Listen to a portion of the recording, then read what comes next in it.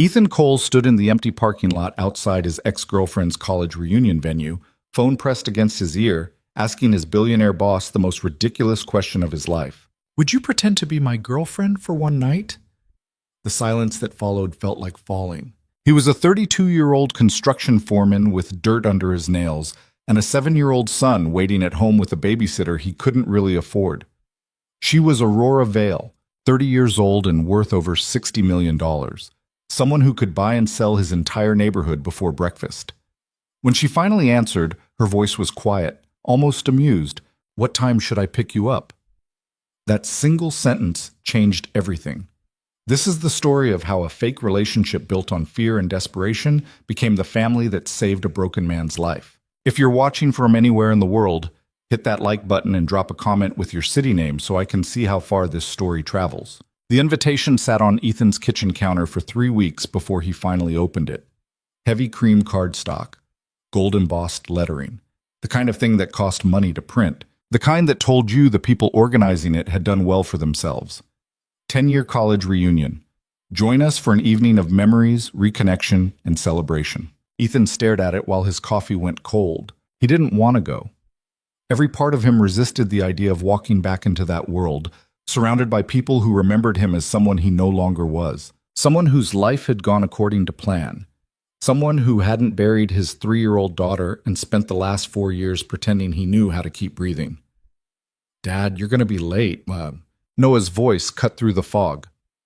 Ethan looked up to find his son standing in the kitchen doorway, backpack already on, breakfast untouched on the table, 7 years old and already learning to parent his own father. "Right, yeah." Ethan grabbed his keys, shoved the invitation into a drawer he rarely opened, and followed Noah out to the truck. The drive to school was quiet. Noah played with the zipper on his backpack, opening and closing it in a rhythm that told Ethan the kid had something on his mind, but didn't know how to say it. That was fine. Ethan didn't know how to ask.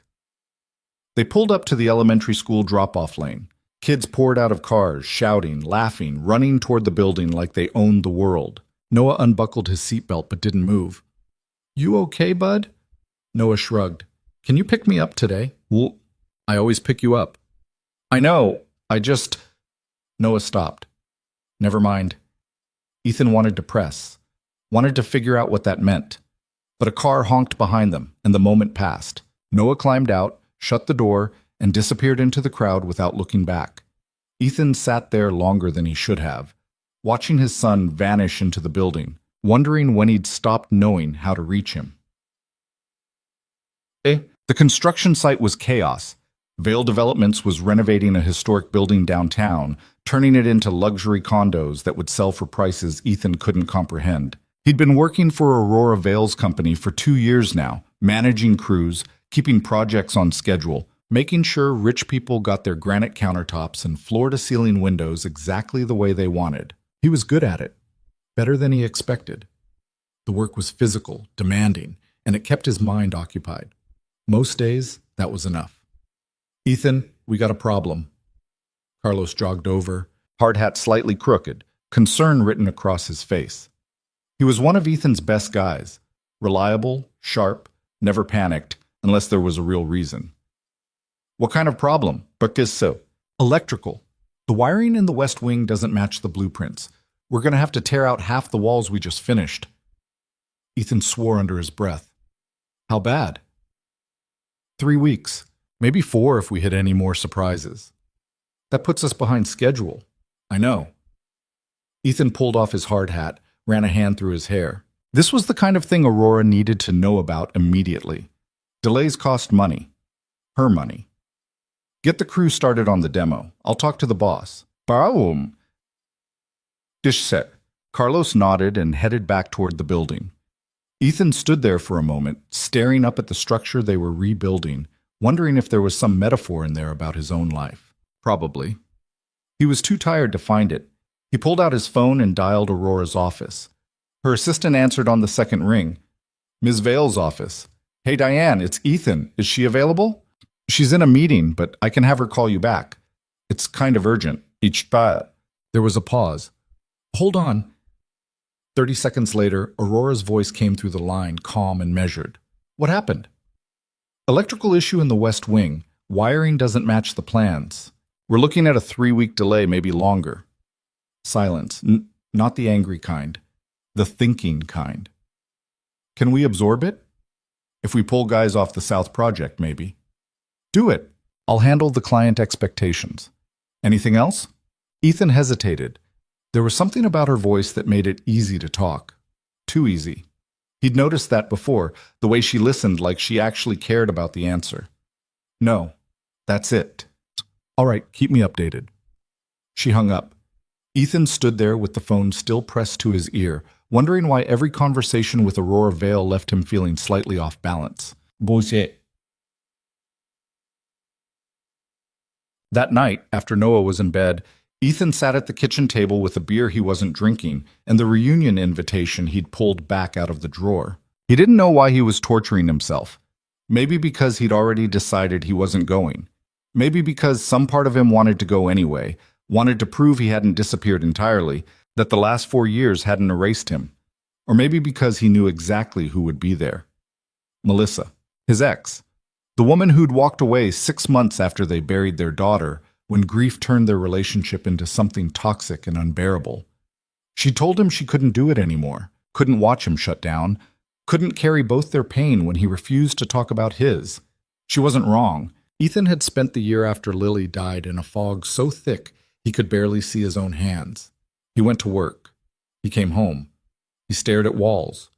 When Melissa tried to reach him, he turned away. When she cried, he said nothing. When she finally left, he felt something like relief. It took another year before the guilt caught up with him. By then, she was gone. New city, new job, new life. He heard through mutual friends that she was doing well, that she'd gotten engaged, that she was happy. Good for her. He meant it. Mostly. His phone buzzed, a text from the babysitter. Noah asked about his mom again tonight, just FYI. Ethan stared at the message until the screen went dark. Noah didn't remember Lily. She died when he was 3, and whatever memories he might have had were gone now, replaced by questions Ethan didn't know how to answer. But lately, he'd started asking about his mother, not Lily, but the woman Ethan had dated for 2 years after Melissa left. The one who'd seemed perfect on paper. The one who'd decided 6 months in that playing stepmom to a grieving kid wasn't what she signed up for. Ethan had stopped dating after that. He told himself it was for Noah's sake. Told himself the kid didn't need more people coming and going, more instability. But the truth was simpler and harder to admit. He was tired of trying, tired of hoping things might work out when his track record suggested they wouldn't. The reunion invitation stared at him from the table. He imagined walking into that room alone. Imagined Melissa's pity. Imagined everyone else's carefully constructed lives on display while his own remained stubbornly broken. He grabbed his phone before he could think it through. Set. Aurora Vale lived in a penthouse downtown that Ethan had never seen but could easily picture. Sleek, modern, expensive in ways that didn't announce themselves. She answered on the 3rd ring, her voice slightly distracted. Ethan. Hey, sorry, is this a bad time? I'm reviewing contracts. What's up? He almost hung up. The request forming in his head was insane, desperate. The kind of thing you didn't ask your boss under any circumstances. I need a favor. Okay, babe. Just that. No hesitation, no suspicion. It made what he was about to say even harder. There's this college reunion thing, next Saturday. I don't want to go, but if I don't, people are going to think... He stopped, started over. My ex is going to be there, and I can't show up alone looking like my life fell apart. Did it fall apart? The question was so direct it knocked the air out of him. Yeah, pretty much. So you want me to come with you? It wasn't phrased as a question, but he answered anyway. I know it's a lot to ask. I know it's weird. You're my boss, and this is probably crossing about 15 different professional lines. And if you say no, I completely understand. What time? Ethan stopped. What? What time should I pick you up? He couldn't have heard that right. You're saying yes? You asked for help. I'm saying yes. Just like that? There was a pause. When she spoke again, her voice was softer. You've worked for me for 2 years, Ethan. I know you don't ask for things unless you're desperate. So yes, just like that. He didn't know what to say. Didn't know how to process the fact that Aurora Vale, a woman who could have anyone in the city on her arm, had just agreed to spend her Saturday night pretending to date him. Thank you. Don't thank me yet. We need to get our story straight. If we're doing this, we're doing it right. Why? They met for coffee on Thursday. Aurora walked into the small cafe 2 blocks from the construction site looking nothing like a billionaire. Jeans, white shirt, hair pulled back. No jewelry except a watch that probably cost more than Ethan's truck, but didn't scream about it. She slid into the booth across from him, ordered black coffee, and pulled out a notebook. Okay, how long have we been dating? Ethan blinked. You're taking notes? If we're going to lie, we should at least be consistent. How long? I don't know. 6 months? She wrote it down. How did we meet? You're my boss. People already know that. Right. But when did it turn into something more? Ethan rubbed the back of his neck. This felt surreal. I don't know. Maybe after that project in August? The one where I stayed late fixing the plumbing issue. Aurora's mouth twitched. Almost a smile. You stayed late fixing a plumbing issue, and I was so overwhelmed by your competence with a wrench that I fell in love? When you say it like that, it sounds stupid. It sounds human. That works. She wrote something else. What about Noah? Does he know we're dating? No, I haven't told him anything. Are you going to? Ethan hesitated. I don't want him getting confused. This is one night. After that, everything goes back to normal. Aurora studied him for a long moment, and Ethan had the uncomfortable feeling she was reading something he hadn't meant to show. All right, one night. The barista brought their coffee. Aurora took a sip, made a face, added sugar. Ethan watched her and tried to reconcile this version, casual, present, approachable, with the woman who commanded boardrooms and signed off on million-dollar deals. Can I ask you something? He said. Sure. Why did you say yes? Aurora set down her cup. Because you asked. That's not an answer. She smiled then, a real one. Maybe I was curious. Maybe I wanted to see what your life looked like outside of construction sites. Or maybe... She stopped. Maybe I just thought you deserved someone in your corner for once. Something tightened in Ethan's chest. He looked away, focusing on the traffic outside the window, the people walking past with their own problems and lives. Thank you, he said quietly. You already said that. I know. Say, Saturday arrived faster than Ethan wanted. He spent the morning with Noah, taking him to the park, pushing him on the swings, pretending he wasn't counting down the hours until he had to face his past. Noah seemed lighter today, laughing more, and Ethan tried to soak it in, store it up for later when the evening got hard. The babysitter showed up at 5. Ethan gave her the usual instructions. Bedtime at 8:30, no more than 1 hour of cartoons, call if anything goes wrong. You look nice, she said, eyeing his button-down shirt.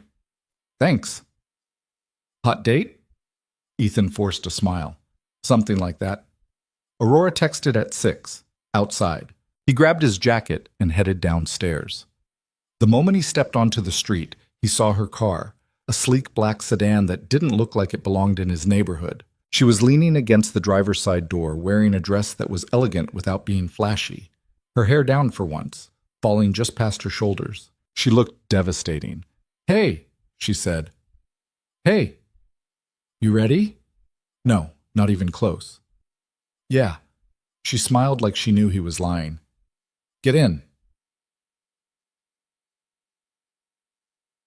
The reunion was being held at a hotel ballroom downtown, the kind of place that hosted weddings and corporate events and probably charged $500 just to rent the space. Ethan felt his anxiety spike the moment they walked through the doors. People were everywhere, familiar faces mixed with strangers, the soundtrack of forced laughter and enthusiastic greetings, name tags, a bar in the corner doing heavy business. Aurora slipped her hand into his. Breathe, she murmured. He did. It didn't help. They made it 3 steps into the room before someone spotted him. Ethan Cole? Holy shit, is that you? Mike Harrison, former roommate, still loud, still wearing too much cologne. He clapped Ethan on the shoulder hard enough to rattle teeth. Man, I thought you weren't coming. Good to see you. Mike's gaze shifted to Aurora, and his eyes went wide. And who is this? Aurora, she said smoothly, extending her hand. Nice to meet you. Mike shook her hand like he'd won the lottery. Mike Harrison, Ethan and I go way back. You two together? We are, Aurora said before Ethan could answer. Damn, Ethan, you did all right for yourself. Mike grinned. What do you do, Aurora? Real estate development. Nice, nice. You guys should grab a drink. Bar's open all night. He wandered off, already scanning for his next target. Ethan exhaled. That wasn't so bad, Aurora said. That was the easy one. She squeezed his hand. Then let's get the hard one over with. They moved deeper into the room. Ethan scanned faces, looking for the one he was dreading, and then he saw her. Melissa. She was standing near the windows, laughing at something a man beside her was saying.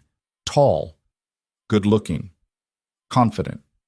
Probably the fiancé Ethan had heard about. She looked happy, genuinely happy.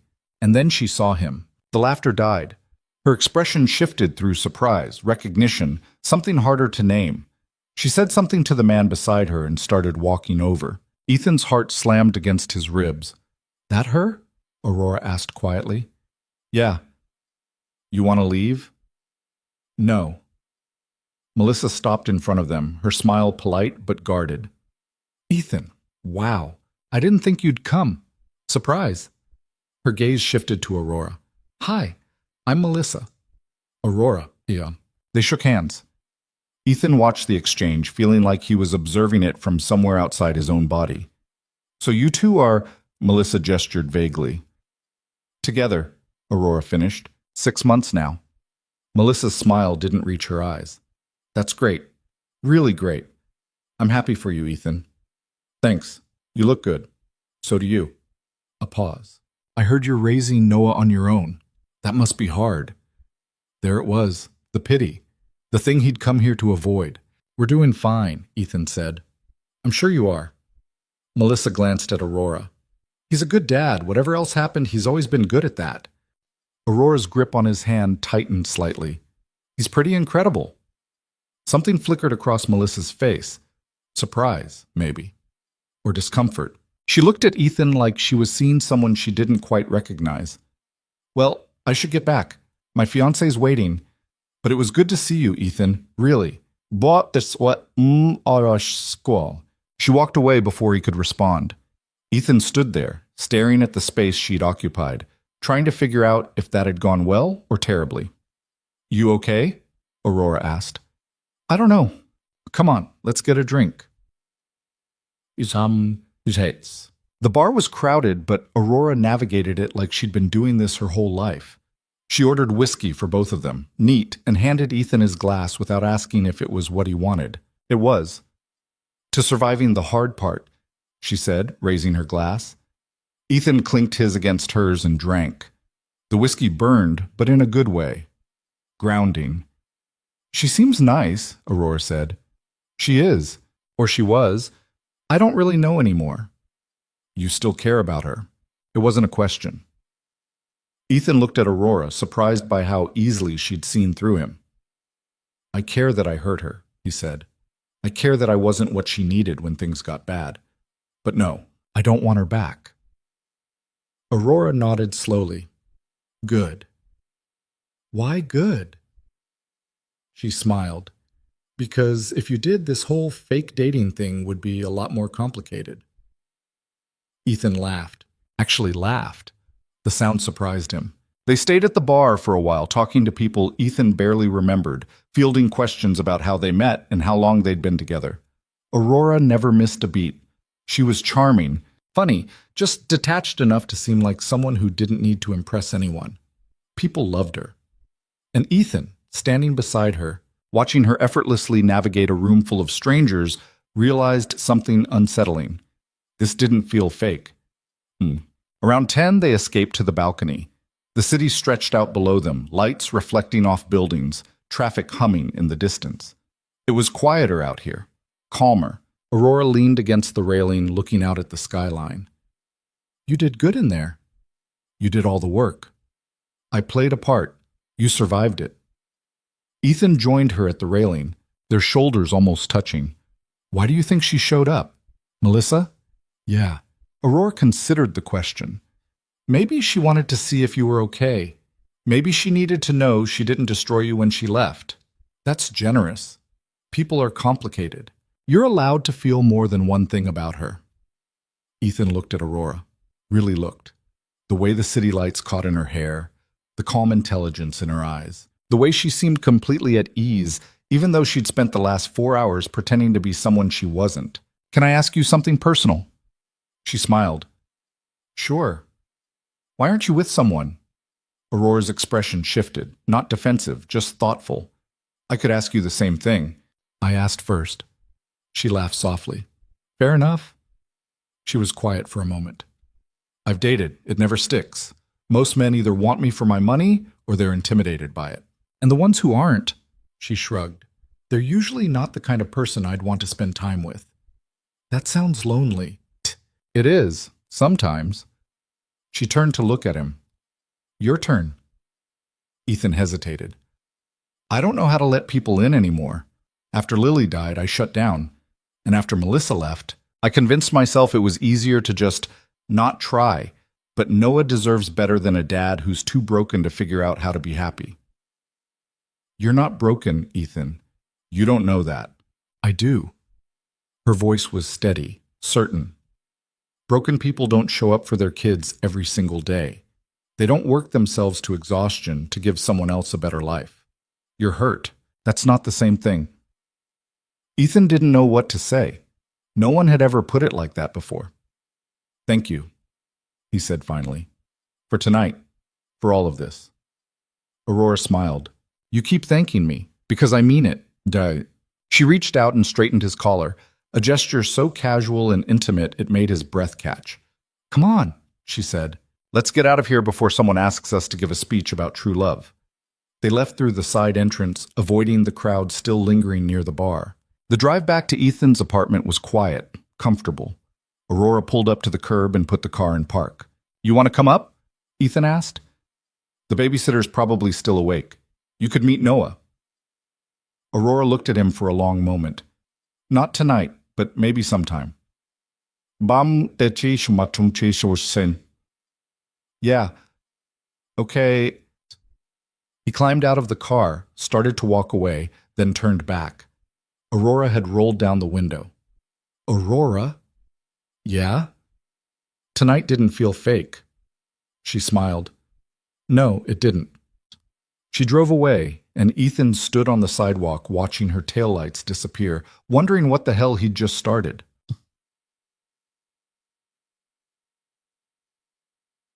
Upstairs, the babysitter was asleep on the couch.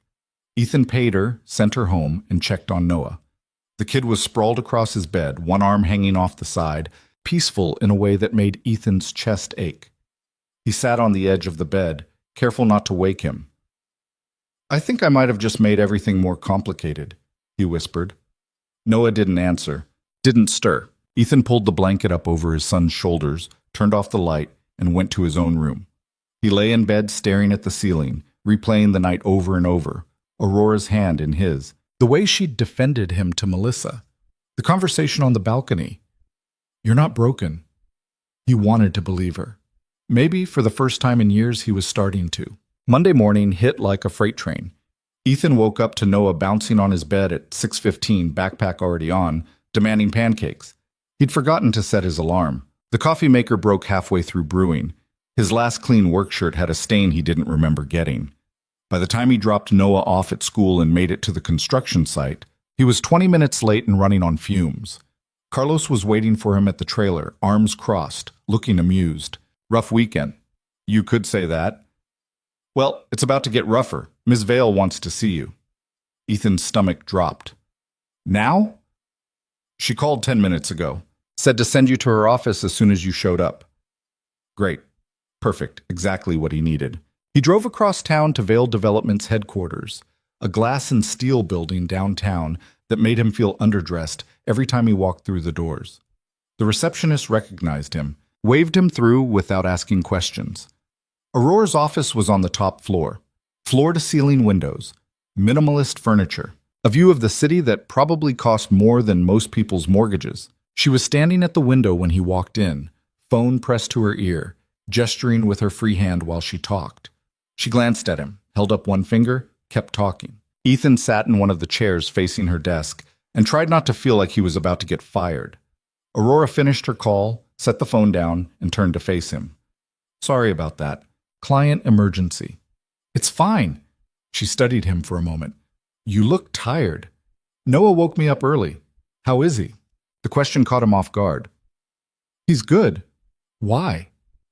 Aurora walked over to her desk, pulled out a folder, and handed it to him. "The electrical issue at the West Wing project. I talked to the client. They're not happy about the delay, but they're willing to absorb the cost if we can guarantee completion by the end of the month." Ethan opened the folder, scanned the revised timeline. It was tight, aggressive, but doable if nothing else went wrong. "I can make that work." "Good." She sat on the edge of her desk, arms folded. "Now, about Saturday night." His pulse kicked up. "What about it?" "I got 3 calls yesterday from people who were at that reunion. Apparently, we're very convincing." Ethan didn't know what to say to that. Aurora smiled. "One of them was a business contact I've been trying to close a deal with for 6 months. He spent 20 minutes on the phone asking about you, wanted to know how we met, how serious we are, whether you'd be interested in consulting on a residential project he's planning." "You're joking." "I'm not. Turns out, dating the guy who manages my construction sites makes me seem more grounded, more human." She tilted her head. "So, thank you for that. I didn't do anything." "You showed up. That's more than most people do." There was something in her voice that made Ethan look at her more closely. She was wearing her professional face, calm, controlled, unreadable, but there was something underneath it, something softer. "Are you okay?" he asked. Aurora blinked. "Why wouldn't I be?" "I don't know. You just seem—" He stopped. "Never mind." She watched him for a long moment. Then she stood, walked back to the window, stared out at the city.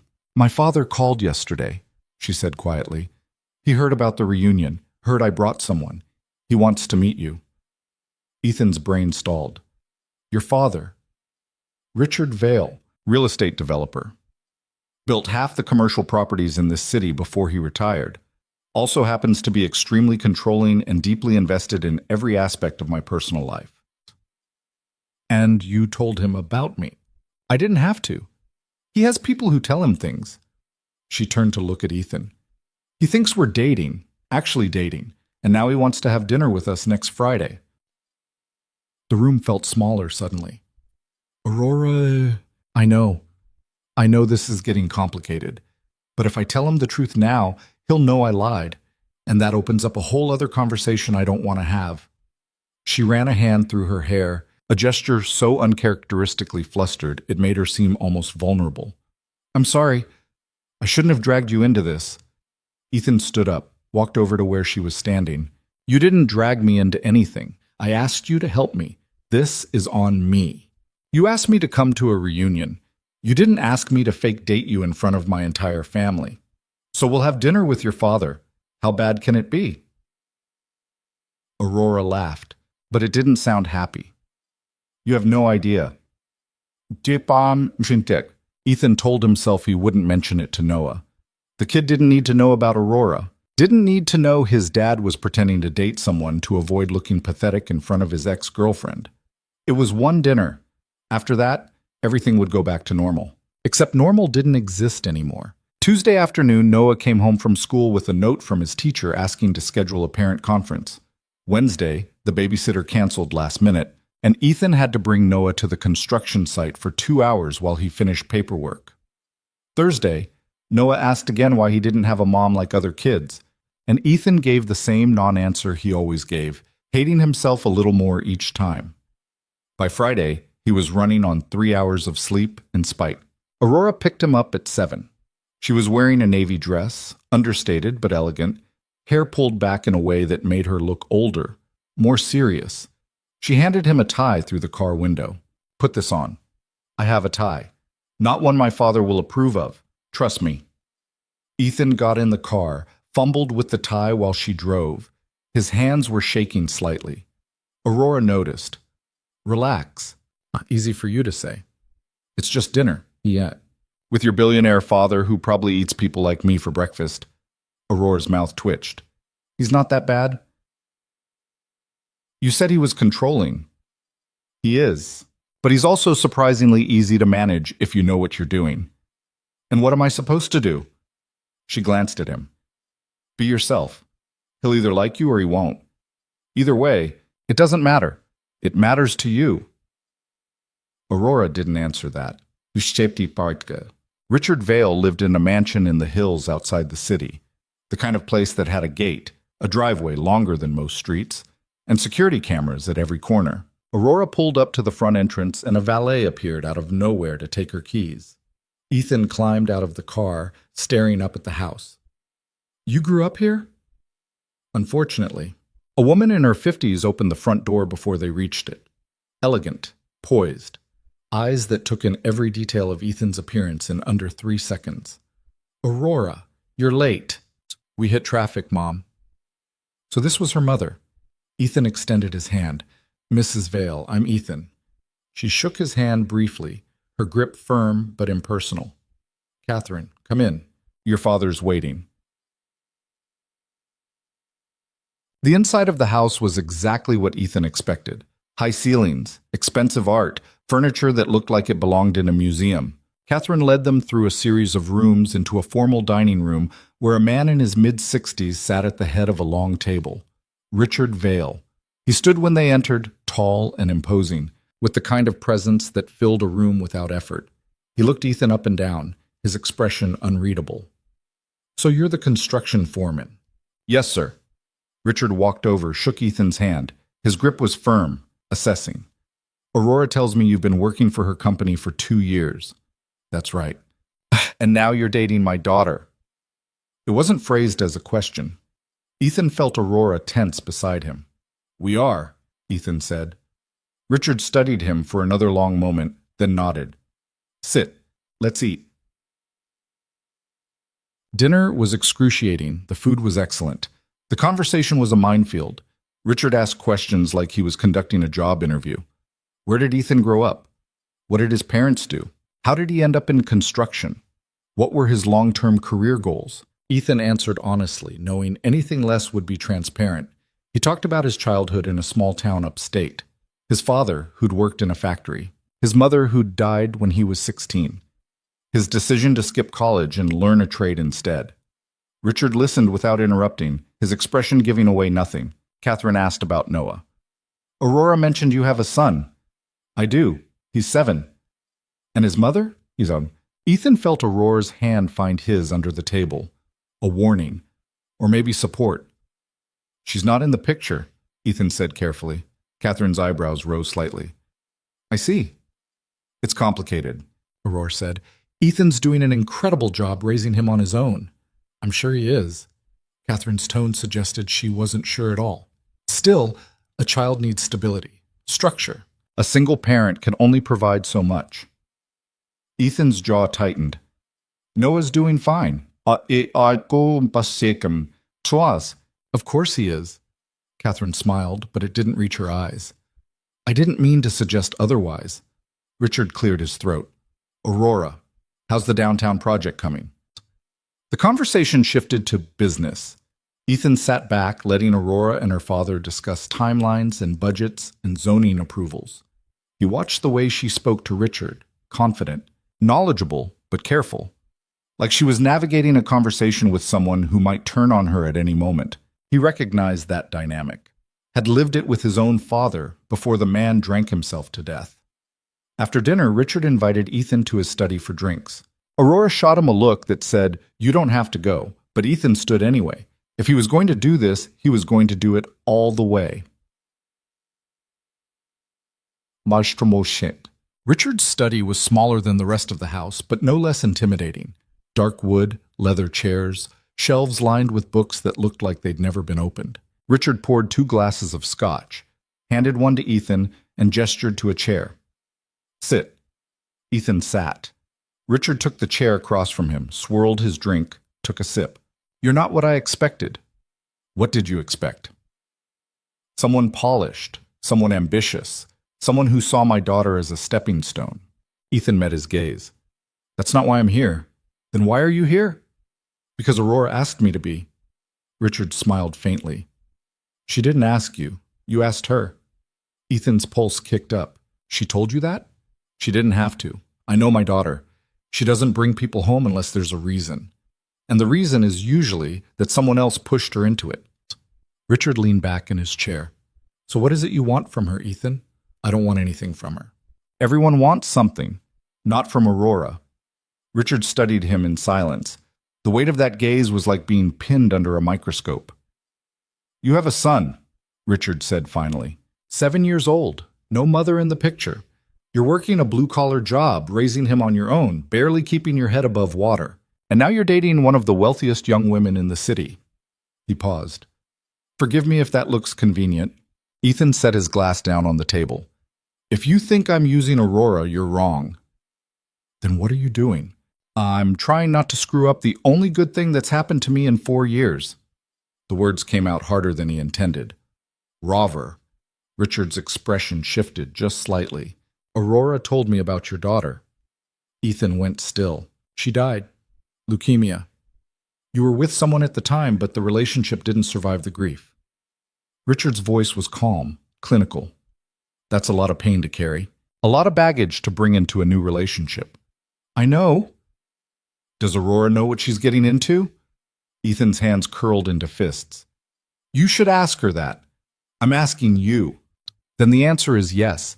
She knows exactly what she's getting into, and she chose to be here anyway. Richard watched him for a long moment.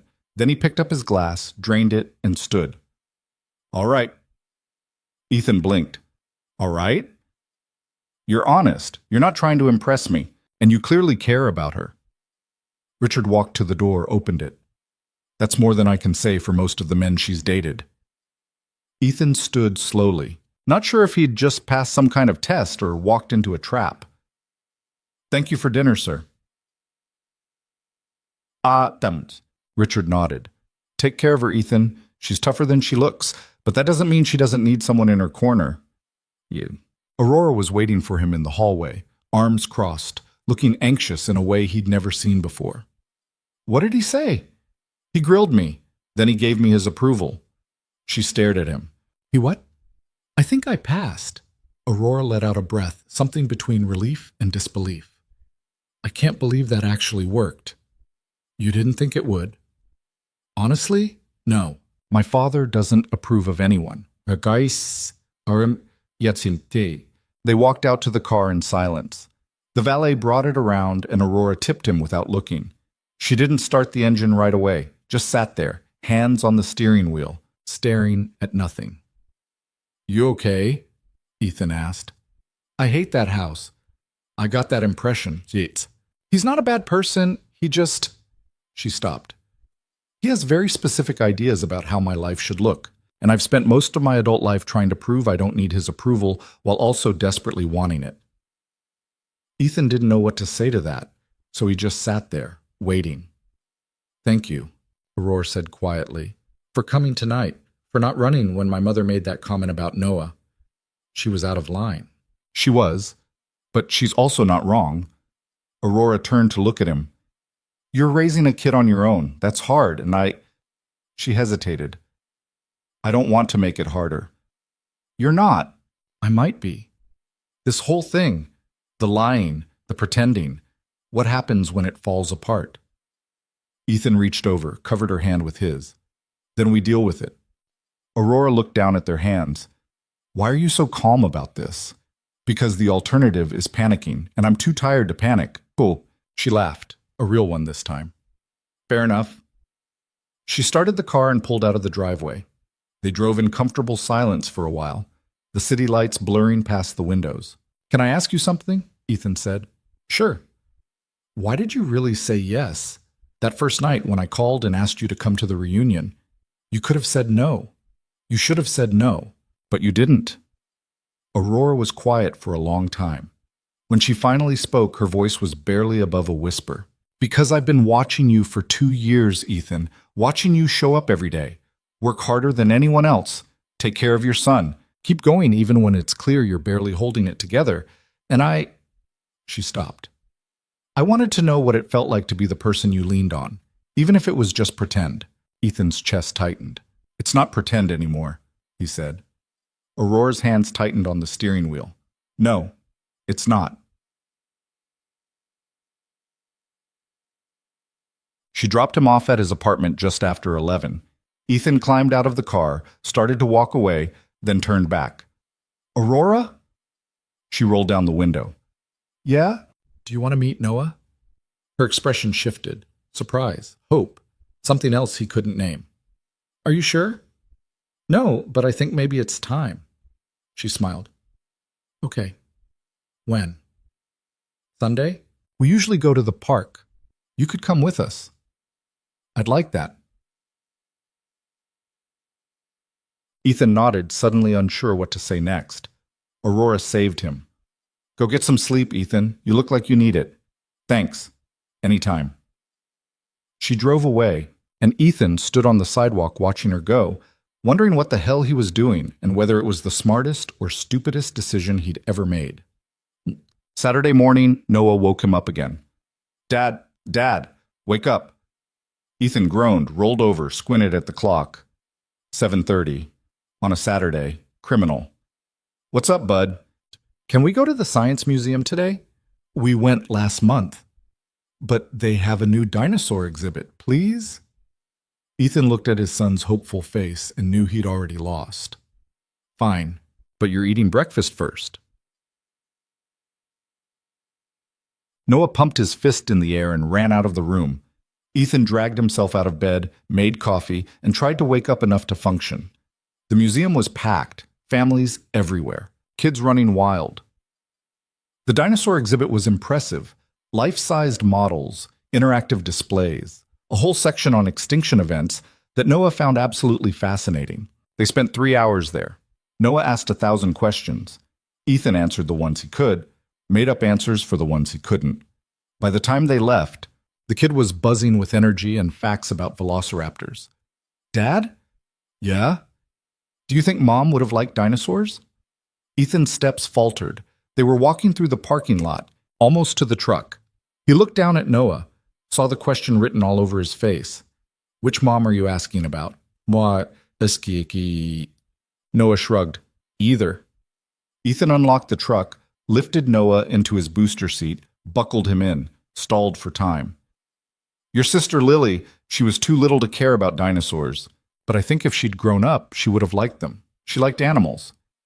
What about the other one? The one you dated? Rebecca? Noah nodded. Ethan closed the truck door, walked around to the driver's side, climbed in. He didn't start the engine right away. I don't think Rebecca would have cared much about dinosaurs, he said honestly. She was nice, but she wasn't the right fit for us. Why not? Because being part of a family is hard, and she wasn't ready for that. Noah was quiet for a moment. Are you going to date someone else? Ethan's hands tightened on the steering wheel. Maybe. Someday.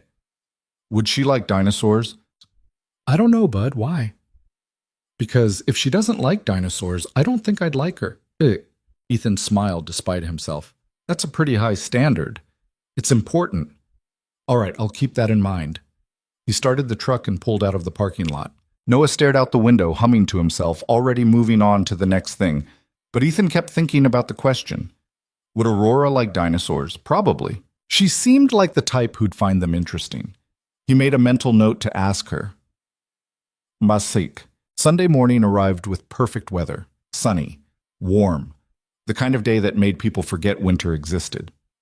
Ethan took Noah to the park early, found their usual spot near the playground, and tried not to check his phone every 30 seconds. Aurora texted at 10. On my way. Need me to bring anything? Just yourself. 20 minutes later, she appeared at the edge of the park. Jeans, white shirt, sneakers, hair down. She looked nothing like the billionaire who'd sat across from her father at dinner 2 nights ago. She looked real. Noah was on the swings. Ethan waved Aurora over. Hey, hey. She looked nervous. Actually nervous. So, do I just... Come on, I'll introduce you. They walked over to the swings together. Noah saw them coming, dragged his feet to slow down, jumped off mid-swing like he was trying to give Ethan a heart attack. Dad, did you see how high I went? I saw. You're going to break your neck one of these days. Noah grinned, then noticed Aurora. His expression shifted, curious, cautious. Noah, this is my friend Aurora. Aurora, this is Noah. Hi, Aurora said, crouching down to his eye level. Your dad's told me a lot about you. Sick. Noah looked at Ethan. You talk about me? Sometimes. What do you say? Aurora smiled. He says you're smart and funny and really good at asking questions. Noah considered this. Do you like dinosaurs? Ethan bit back a laugh. Aurora didn't miss a beat. I do, actually, especially velociraptors. Noah's eyes went wide. Those are my favorite. Really? Mine too. Did you know they were probably covered in feathers? Yeah, and they hunted in packs. Just like that, they were off. Noah launched into a full explanation of everything he'd learned at the museum yesterday, and Aurora listened like it was the most interesting thing she'd ever heard. Ethan stood back, watching them, feeling something shift in his chest. This was dangerous. He was already attached, but watching Aurora with Noah, seeing the way she engaged with him like he actually mattered, seeing Noah light up in a way he hadn't in months, that was something else entirely. They spent 2 hours at the park. Aurora played tag with Noah, pushed him on the swings, helped him build an elaborate stick fort that collapsed twice before they got it to stay standing. She didn't check her phone once, didn't act bored or impatient. She was just there. Eventually, Noah wore himself out and flopped down on the grass, breathing hard. I'm hungry. Ethan checked his watch. Almost noon. You want to get lunch? Noah looked at Aurora. Are you coming? She glanced at Ethan. He nodded. If that's okay with your dad. It's okay, Noah said before Ethan could answer. You have to come. We always get burgers on Sunday. Aurora smiled. Then I guess I'm coming. They went to a diner 3 blocks from Ethan's apartment. The kind of place with red vinyl booths, a jukebox in the corner, and waitresses who called everyone hun. Noah ordered a cheeseburger and fries. Ethan got the same. Aurora asked for a salad, then changed her order to a burger when Noah looked at her like she was insane. You can't come to Lou's and not get a burger? He said seriously. You're right, I don't know what I was thinking. The food arrived fast. Noah demolished his burger in under 10 minutes, then stole fries off Ethan's plate. Aurora watched them with something like amusement. You two do this every week? Most weeks, Ethan said. It's our thing. I like it. Noah looked at her. Do you have things? What do you mean? Like things you do every week with your family. Aurora's expression shifted. Not really. My family's we're not very good at traditions. That's sad. Yeah, it kind of is. Noah frowned. You should do things with us. Then you'll have traditions. Ethan's heart stopped. Aurora looked at him, something vulnerable in her eyes. Would that be okay? Yeah, Ethan said quietly. That'd be okay. After lunch, they walked back to the park. Noah ran ahead, chasing pigeons, while Ethan and Aurora hung back. He's great, Aurora said. He likes you. I like him too. She paused. This is real now, isn't it? Yeah. That scares me. Me too. She reached for his hand. He let her take it. What if I mess this up? She asked quietly. What if I do? Then we'll figure it out. She looked at him. Together. Ethan stopped walking. Aurora turned to face him. I don't know how to do this, he said. I don't know how to let someone in without screwing it up. I've got a kid and a dead daughter and more baggage than anyone should have to deal with. And you could have anyone, someone easier, someone who doesn't come with all this. Aurora stepped closer. I don't want someone easier, Ethan. I want you. He kissed her, right there in the middle of the park, with Noah 20 feet away chasing birds and people walking past and the sun beating down on them. He kissed her, and she kissed him back.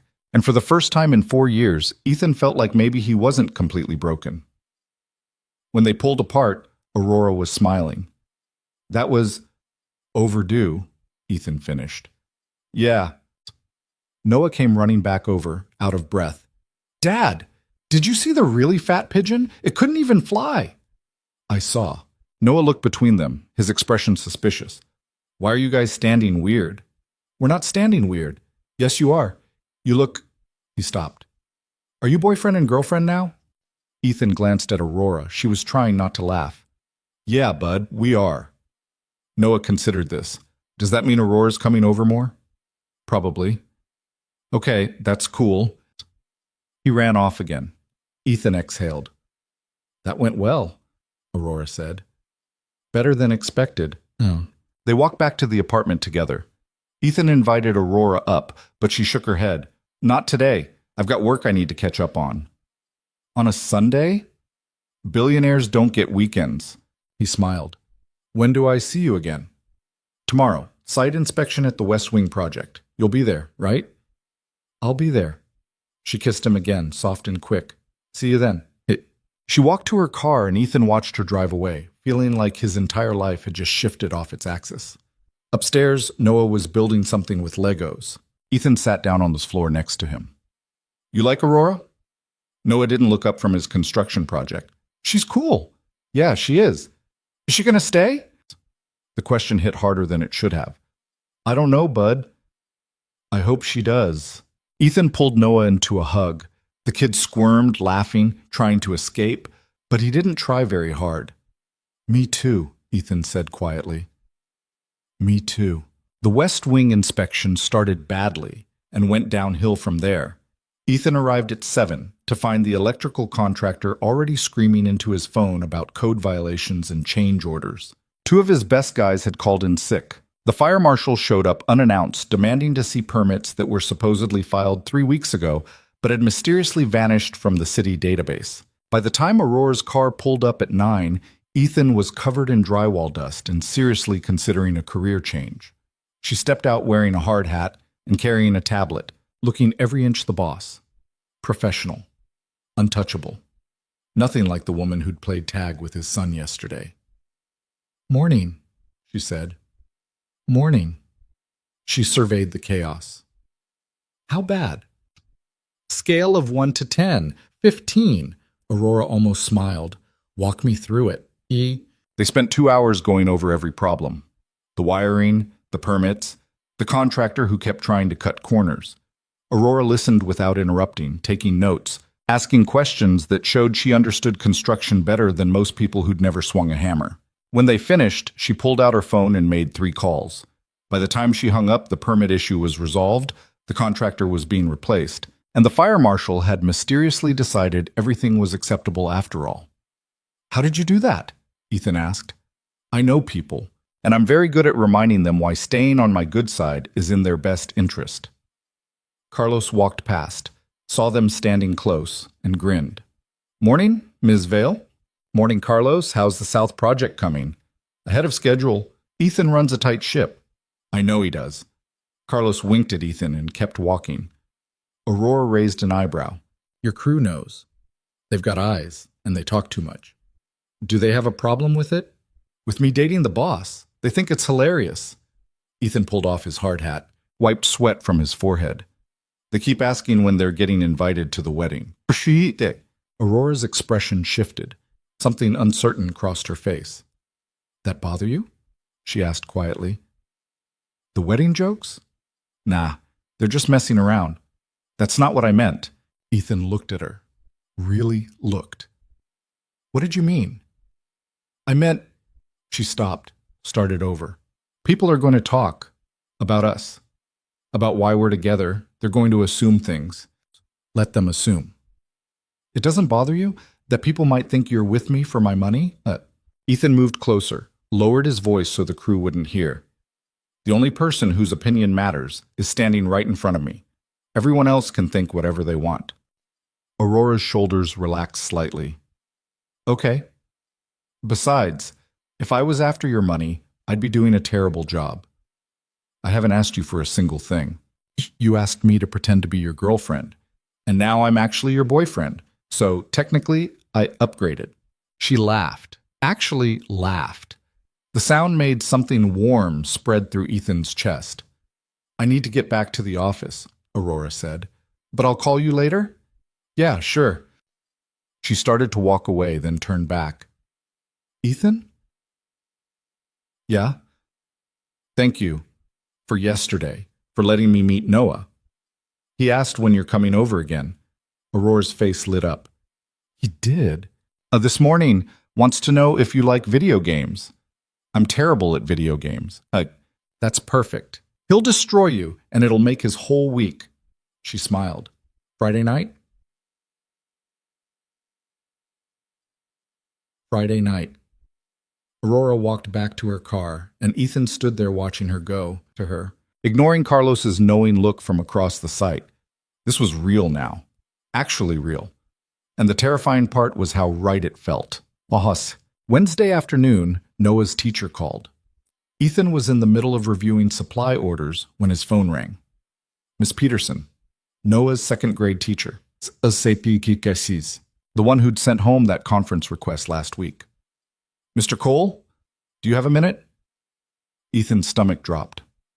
Is Noah okay? He's fine, but I'd like to discuss some behavioral concerns. Are you available to come in tomorrow morning, before school starts? What kind of concerns? I'd rather discuss it in person. Say, 7:30? Ethan agreed because he didn't have a choice. Hung up. Stared at his phone. Behavioral concerns. What the hell did that mean? Noah had been fine. Happy, even. Especially after meeting Aurora.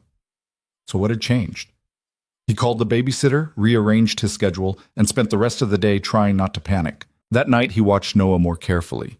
The kid seemed normal, did his homework without complaining, ate dinner, built a Lego spaceship, went to bed on time. Hey, bud? Noah looked up from his pillow. Yeah? Everything okay at school? Yeah, why? Just checking. Noah shrugged. School's boring, but it's fine. He rolled over, already half asleep. Ethan stood in the doorway watching him, wondering what he was missing. Deti. Thursday morning, Ethan sat in a tiny plastic chair across from Miss Peterson's desk, feeling like he was the one in trouble. Miss Peterson was in her 40s, kind-faced, the type of teacher who genuinely cared about her students. She pulled out a folder, flipped it open, and sighed. Noah's a bright kid, Mr. Cole, you know that. I do. But over the past month, I've noticed some changes. He's been withdrawn in class, doesn't participate like he used to. And yesterday he got into an altercation with another student. Ethan's chest tightened. An altercation? Another boy made a comment about Noah not having a mom. Noah pushed him, hard enough that the other child fell and scraped his knee. Is the kid okay? He's fine, but Noah's behavior is what concerns me. When I asked him about it, he shut down completely. Wouldn't talk, just stared at his desk. Ethan ran a hand over his face. Did the other kid get in trouble for what he said? Yes, but that's not the point. Noah can't solve problems by pushing people. I know. I'll talk to him. Miss Peterson leaned forward. Mr. Cole, I'm not telling you this to criticize your parenting. I'm telling you because Noah's hurting. Kids act out when they're struggling with something they can't express. Has anything changed at home recently? Everything, Ethan thought, but he couldn't explain that. I've been dating someone, he said carefully.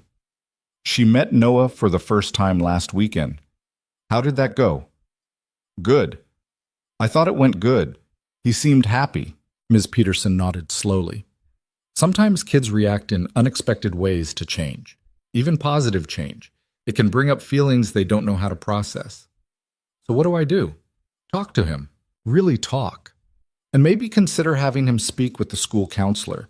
Just a few sessions to help him work through whatever he's feeling. Ethan agreed because refusing felt like admitting he couldn't handle his own kid. He left the school feeling like he'd failed some test he didn't know he was taking. That night after dinner, Ethan sat Noah down on the couch. Ms. Peterson called me. Noah's face went carefully blank. Okay. She said you pushed a kid yesterday. He was being mean. What did he say? Noah looked at his hands. That I don't have a mom. That there's something wrong with me. Ethan's heart cracked. There's nothing wrong with you, Noah. Then why don't I have one? Everyone else does. Because life's complicated, bud. And sometimes things don't work out the way we want them to. Is Aurora going to be my mom? The question hit like a punch. I don't know, Ethan said honestly. We just started dating. It's too early to know what's going to happen. But she could be? Maybe, someday, if things work out. Noah was quiet for a long time. What if they don't? Then we'll deal with it, you and me, like we always do. I don't want her to leave. Ethan pulled Noah into a hug. The kid was getting too big for this, all sharp elbows and growing limbs, but he still fit against Ethan's chest like he was made to be there. I don't want her to leave either, Ethan said quietly. Then don't let her. If only it were that simple. Friday night, Aurora showed up at 6 with takeout and a determination to lose at video games. Noah answered the door, grinning. Dad, she's here! Ethan came out of the kitchen, still drying his hands on a dish towel. Aurora was standing in the doorway holding bags of Chinese food, looking slightly nervous. Hi.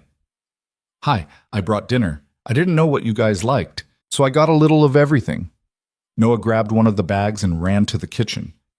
Did you get dumplings? I did. She got dumplings, Noah yelled like this was the best news he'd heard all week. Aurora stepped inside and Ethan closed the door behind her. She looked around the apartment, taking in the mess of Lego sets and discarded shoes and the general chaos of a place where a 7-year-old lived. Sorry about the mess, Ethan said. Don't apologize. It looks lived in. I like it. They ate dinner at the kitchen table. Noah dominated the conversation, talking about dinosaurs and school and the kid who'd been mean to him. Aurora listened like every word mattered. When Noah mentioned pushing the other boy, she didn't lecture, just asked if he'd apologized. Yeah, Ms. Peterson made me. Did you mean it? Noah shrugged. Kinda. He shouldn't have said that stuff about me. You're right, he shouldn't have. But pushing people doesn't fix the problem. It just makes everyone feel worse. That's what Dad said. Your dad's pretty smart. Noah looked at Ethan, then back at Aurora. Are you going to stay? Aurora's expression softened. For tonight? Forever. Ethan nearly choked on his water. Aurora set down her fork. Noah, I can't promise forever. Nobody can. But I can promise I'm not going anywhere right now. And I really like spending time with you and your dad. No, that's not the same thing. I know, but it's the truth. Noah considered this, then nodded. Okay. Just like that, he went back to eating.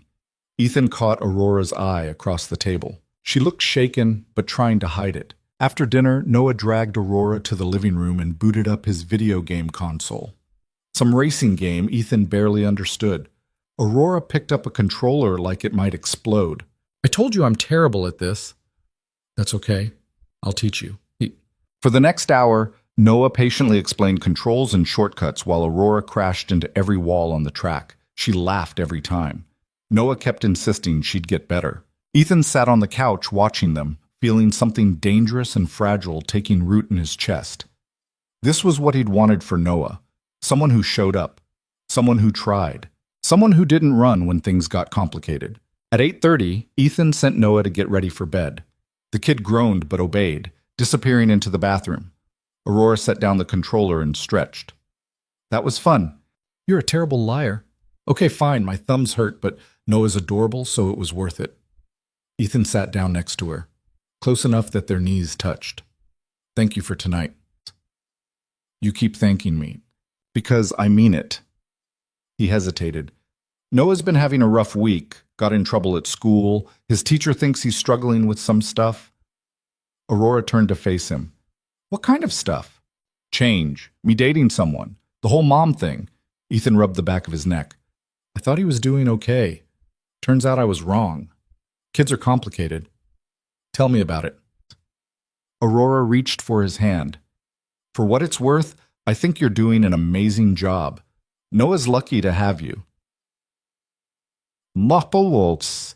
Sometimes I feel like I'm just barely keeping my head above water. That's called parenting. You're supposed to feel like that. Ethan smiled despite himself. You sound pretty confident for someone without kids. I was a kid once. I remember what it felt like when my parents had no idea what they were doing. She paused.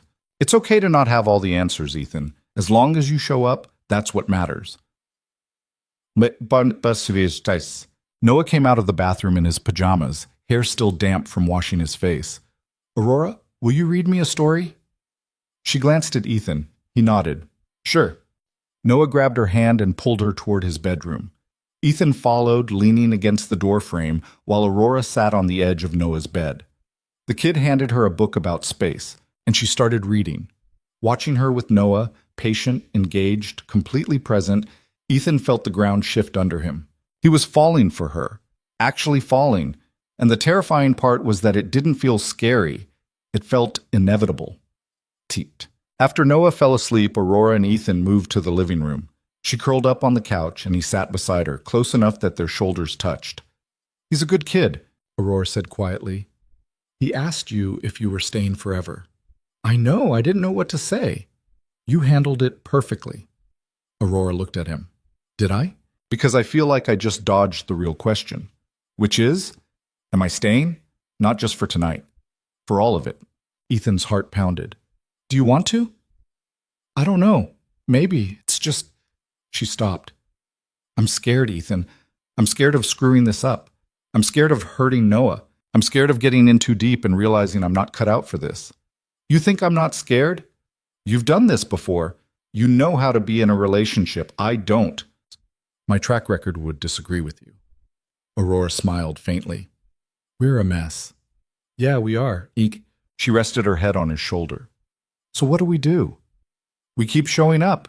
We try. We figure it out as we go. That's a terrible plan. You got a better one? She was quiet for a moment. No. They sat like that for a while. The only sound, the hum of the refrigerator, and the occasional creak of the building settling. It felt easy, comfortable, like they'd been doing this for years instead of weeks. I should go, Aurora said eventually. You could stay. She lifted her head, looked at him. Ethan? Not like that. Just stay. Sleep on the couch or take the bed. I'll sleep on the couch. I don't want you to leave yet. Aurora studied him for a long moment. Then she nodded. Okay. Ethan gave her a shirt to sleep in, grabbed a pillow and blanket for himself. Aurora disappeared into his bedroom. He settled onto the couch, staring at the ceiling, listening to the sounds of her moving around. This was insane. She was his boss. A billionaire. Someone so far out of his league, it would be funny if it wasn't terrifying. But she was also the woman who'd played video games with his son, who'd read him a bedtime story, who'd looked at Ethan like he wasn't broken, just hurt. He fell asleep thinking about her. Saturday morning, Ethan woke to the smell of coffee. He sat up, disoriented, and found Aurora in the kitchen wearing his shirt and her jeans from yesterday, hair pulled back, pouring coffee into 2 mugs. Morning, she said. You made coffee. I'm not completely useless. Noah wandered out of his room, rubbing his eyes. He saw Aurora and grinned. You stayed. I did. Does that mean your dad's girlfriend for real now? Aurora glanced at Ethan. Yeah, bud, I think it does. Noah pumped his fist. Yes. Can we have pancakes? I don't know how to make pancakes, Aurora admitted. Dad does. He makes the best pancakes. Ethan pushed himself off the couch, walked into the kitchen, and took over. Aurora sat at the table with Noah, the two of them talking about weekend plans while Ethan cooked. It felt normal, domestic, like something he could get used to. After breakfast, Aurora left to go home and change. Noah immediately started planning what they should do when she came back. Can we go to the zoo? We went to the zoo last month, but Aurora hasn't been. We have to show her the penguins. Ethan couldn't argue with that logic. Check. Monday morning brought the mistake that would nearly cost him everything. Ethan was reviewing invoices when he noticed the discrepancy. A materials order that didn't match the quote. He'd approved it 2 weeks ago without double-checking the numbers. The difference was $12,000. $12,000 that came out of Aurora's budget. $12,000 that he'd signed off on because he was distracted and exhausted and not paying attention. Carlos found him staring at the paperwork, his face pale. "You okay, man?" "I screwed up." "How bad?" Ethan showed him the invoices. Carlos swore under his breath. "Does Ms. Vale know?" "Not yet. You gonna tell her?" "I have to." Carlos nodded slowly. "Good luck." Ethan called Aurora's office. Diane put him through immediately. "Hey," Aurora said. "What's up?" "I need to talk to you in person." Her tone shifted. "What happened?" "I made a mistake, a big one. I'll explain when I see you." 20 minutes later, he was sitting in her office while she read through the invoices. Her expression didn't change. That was somehow worse than if she'd yelled. $12,000, she said finally. "I know. I'm sorry. I wasn't paying attention. I should have caught it before I approved the order." "You should have." "I'll pay it back. I don't know how, but I'll figure it out." Aurora set down the papers. "Ethan, that's not the point." "Then what is?" "The point is that mistakes like this affect my company's reputation. My clients expect a certain level of professionalism. When my foreman approves orders without checking the numbers, it makes me look incompetent." Her voice was calm, professional, distant. It felt like being slapped. "You're right," Ethan said. "I screwed up. It won't happen again." "How can you be sure?" "Because I'm telling you it won't." Aurora stood, walked to the window, stared out at the city. "People are already talking, Ethan, about us. About whether you're qualified for this job or if you only have it because we're sleeping together. We're not sleeping together. They don't know that. All they see is the foreman dating the boss. And now this." She turned to face him. This just gave them proof that they're right. Ethan felt something cold settle in his stomach. "So what are you saying?" "I'm saying maybe we need to take a step back. Figure out how to separate our personal relationship from our professional one." "Take a step back," Ethan repeated. "You mean break up?" I mean create boundaries." "That's the same thing." Aurora's jaw tightened. "No, it's not. I'm trying to protect both of us." "By ending this?" "By being realistic. This is complicated, Ethan. More complicated than either of us anticipated, and She stopped. "I don't know if I can do both. Be your girlfriend and your boss. One of them is going to suffer." "So you're choosing the job. That's not fair." "Isn't it?" They stared at each other. The silence stretched between them, heavy and painful. Finally, Aurora spoke. "I think you should go." Ethan stood, walked to the door, stopped with his hand on the handle. "For what it's worth," he said quietly, "I wasn't distracted because I don't care about the job. I was distracted because I was thinking about you, about us, about how, for the first time in 4 years, I actually felt like my life was going somewhere good." He left before she could respond. None. The rest of the week was brutal. Ethan threw himself into work, staying late, checking every number twice, making sure nothing else slipped through the cracks. Aurora didn't call, didn't text. The silence was deafening. Noah noticed immediately. "Is Aurora coming over this weekend?" "I don't know, bud." "Why not?" "We had a disagreement. We're figuring some stuff out." Are you breaking up?" "I don't know." Noah's face crumbled. "But she said she was staying." "She said she wasn't going anywhere right now. That's not the same thing as forever." "You're lying." "Noah, you said you wouldn't let her leave. You promised." "I didn't promise anything." Noah ran to his room and slammed the door. Ethan stood in the hallway, staring at the closed door, feeling like the worst father in the world. He tried to talk to Noah later. The kid wouldn't come out of his room, wouldn't eat dinner, finally fell asleep still mad. Ethan sat on the couch with a beer he didn't drink and his phone in his hand. He typed out a dozen messages to Aurora, deleted all of them. What was he supposed to say? That she was right? That trying to balance their relationship with work was impossible? That maybe it was better to end things now before Noah got more attached? Except Noah was already attached, and so was he. Thursday night, Aurora finally called. Ethan answered on the second ring. Hey, opai iki amutapo. Hey. Her voice was tired. Can we talk? Yeah. Not on the phone. In person. His heart hammered. When? Tomorrow night? After Noah goes to bed? Okay. She hung up. Ethan sat there holding his phone, trying to prepare himself for whatever was coming. Friday dragged. Work was endless.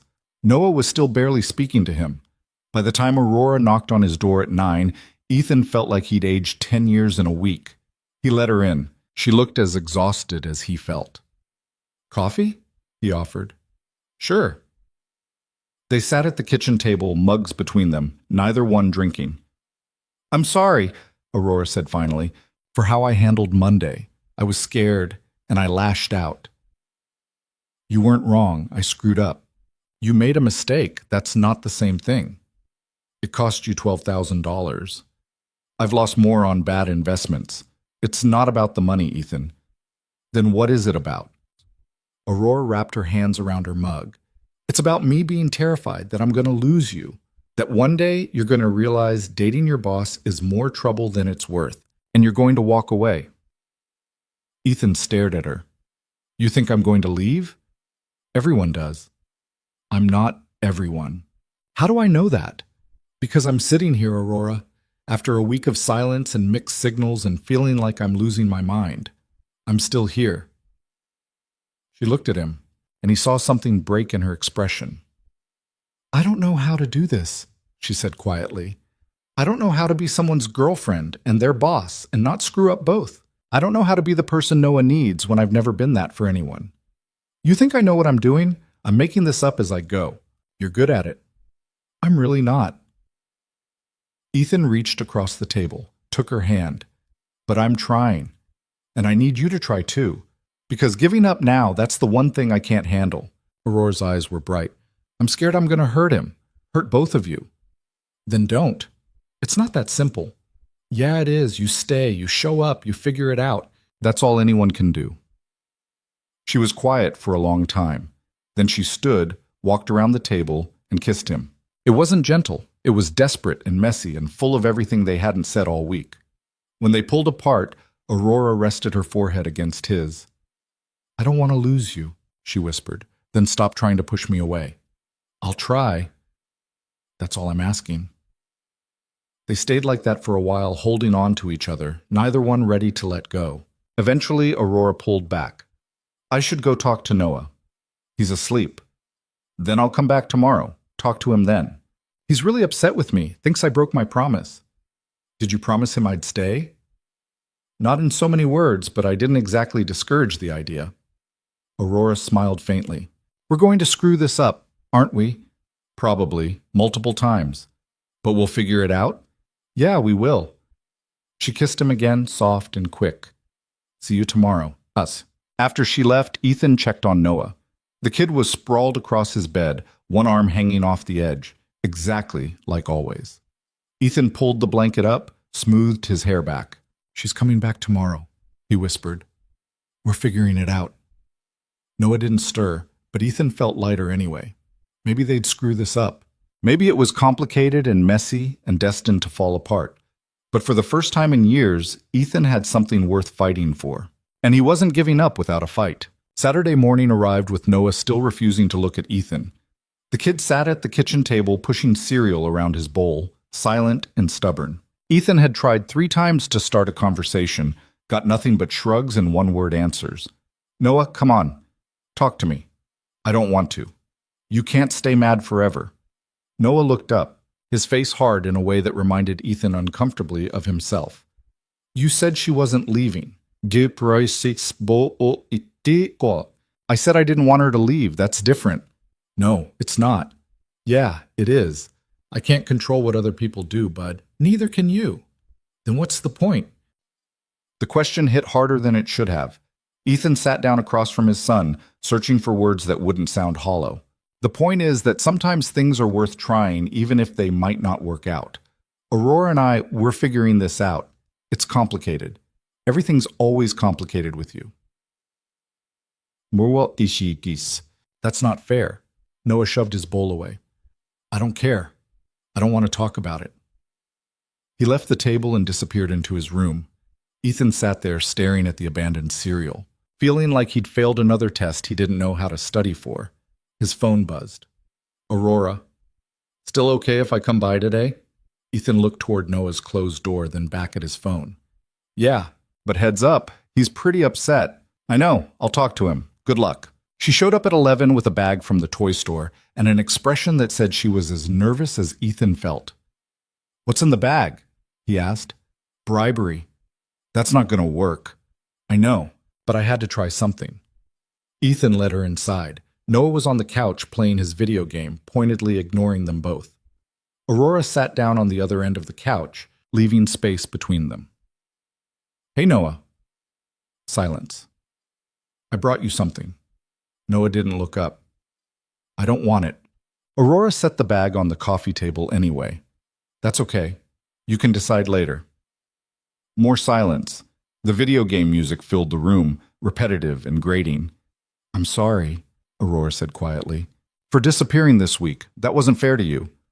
Noah's hands tightened on the controller. You said you weren't leaving. I said I wasn't going anywhere right now, and I'm not. But you were gonna. Dad said you guys had a fight. Laura is Aurora glanced at Ethan. He stayed silent, letting her handle this. We did have a fight, Aurora admitted. Grown-ups do that sometimes. It doesn't mean we don't care about each other. My mom left after she and Dad fought. The words hung in the air. Ethan's chest tightened. Aurora moved closer to Noah, careful not to crowd him. I'm not your mom, Noah. And I can't promise I'll never make mistakes or that things won't be hard sometimes. But I can promise I'm not going to run away the first time things get complicated. How do I know that? Because I'm here, right now, when I could have stayed away. Noah finally looked at her. His eyes were wet. What if you change your mind? Then I'll tell you. I won't just disappear. You deserve better than that.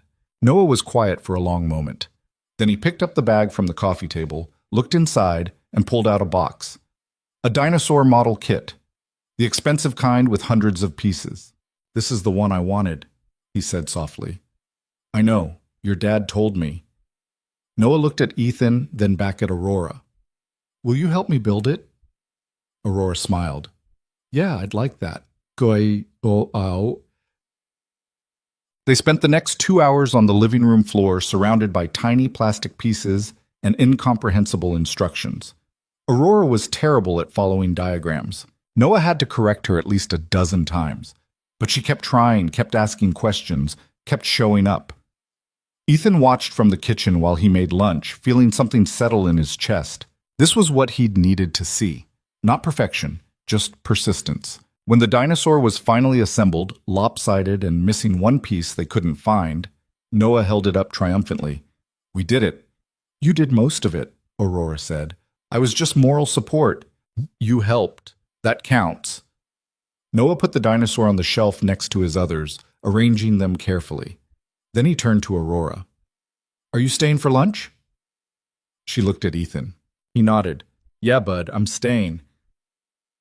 Eat tight. Lunch was easier. Noah talked nonstop about school and dinosaurs and the kid who'd been mean to him. Aurora listened, asked questions, made Noah laugh. The tension from the morning had dissolved into something that felt almost normal. After they ate, Noah wanted to go to the park. Aurora agreed without hesitation. The three of them walked the 4 blocks together, Noah running ahead, then circling back like an overexcited puppy. At the park, Noah made a beeline for the swings. Aurora and Ethan sat on a bench watching him. Thank you, Ethan said. For what? For coming back, for talking to him, for not giving up. Aurora leaned against his shoulder. I almost did. Give up. Wednesday night I sat in my apartment convinced that this was a terrible idea, that I was going to hurt both of you, that it would be easier to end it now. What changed your mind? I realized easier isn't always better, and She stopped. I missed you, both of you. Ethan put his arm around her. We missed you too.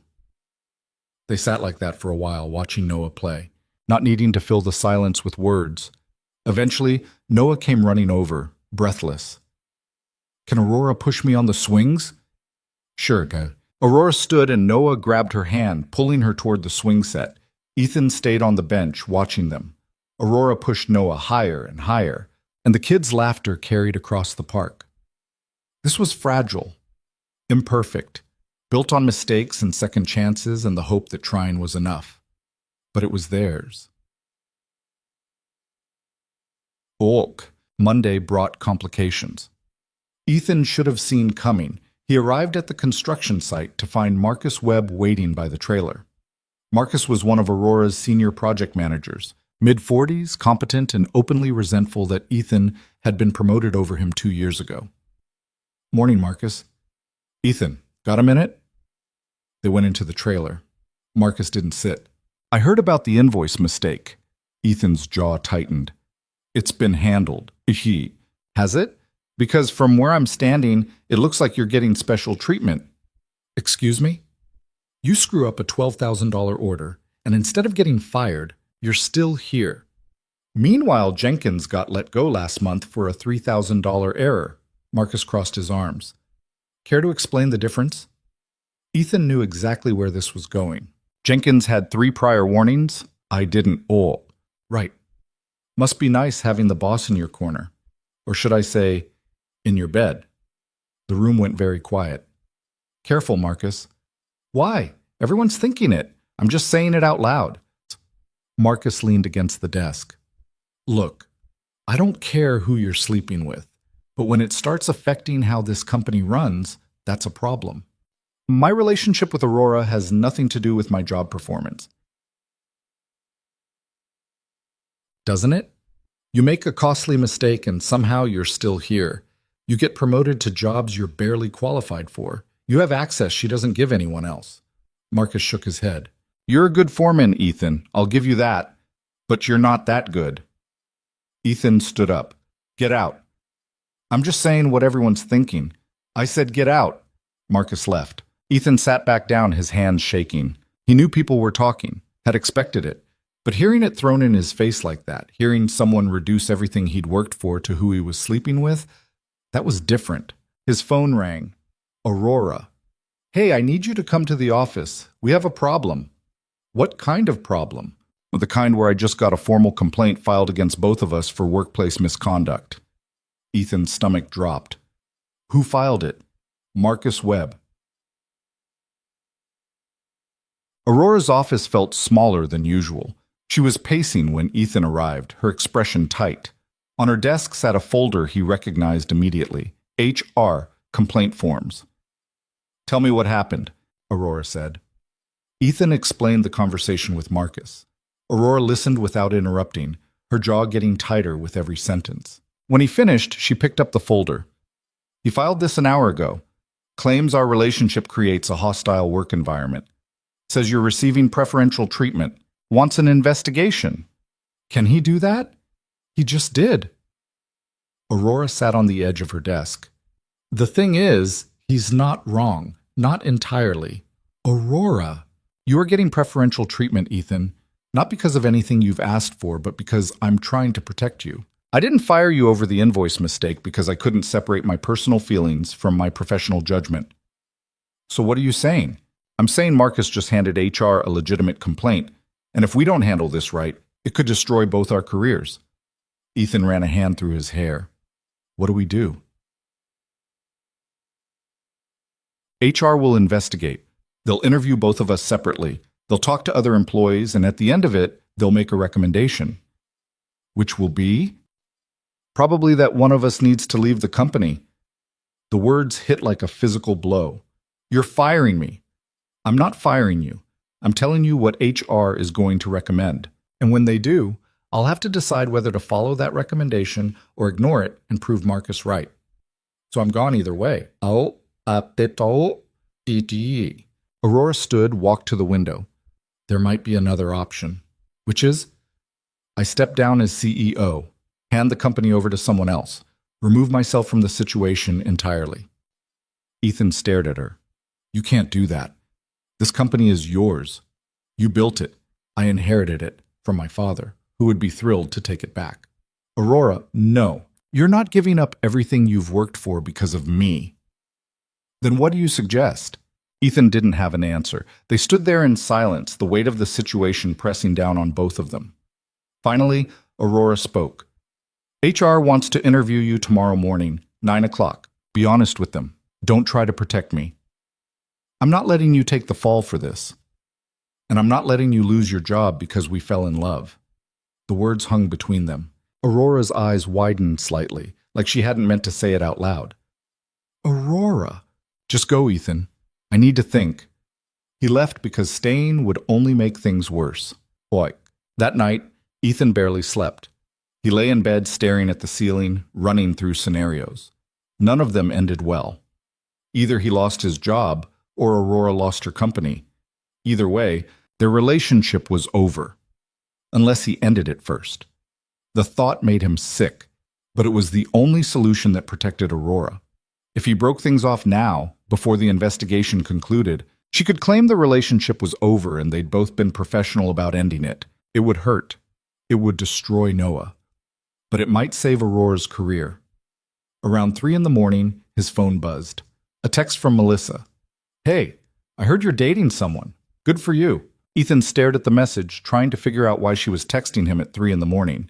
Another text came through. Can we talk? I need to tell you something. It's about us. About what happened. He almost didn't respond, but curiosity won out. Sure. When? Coffee tomorrow? That place near your apartment.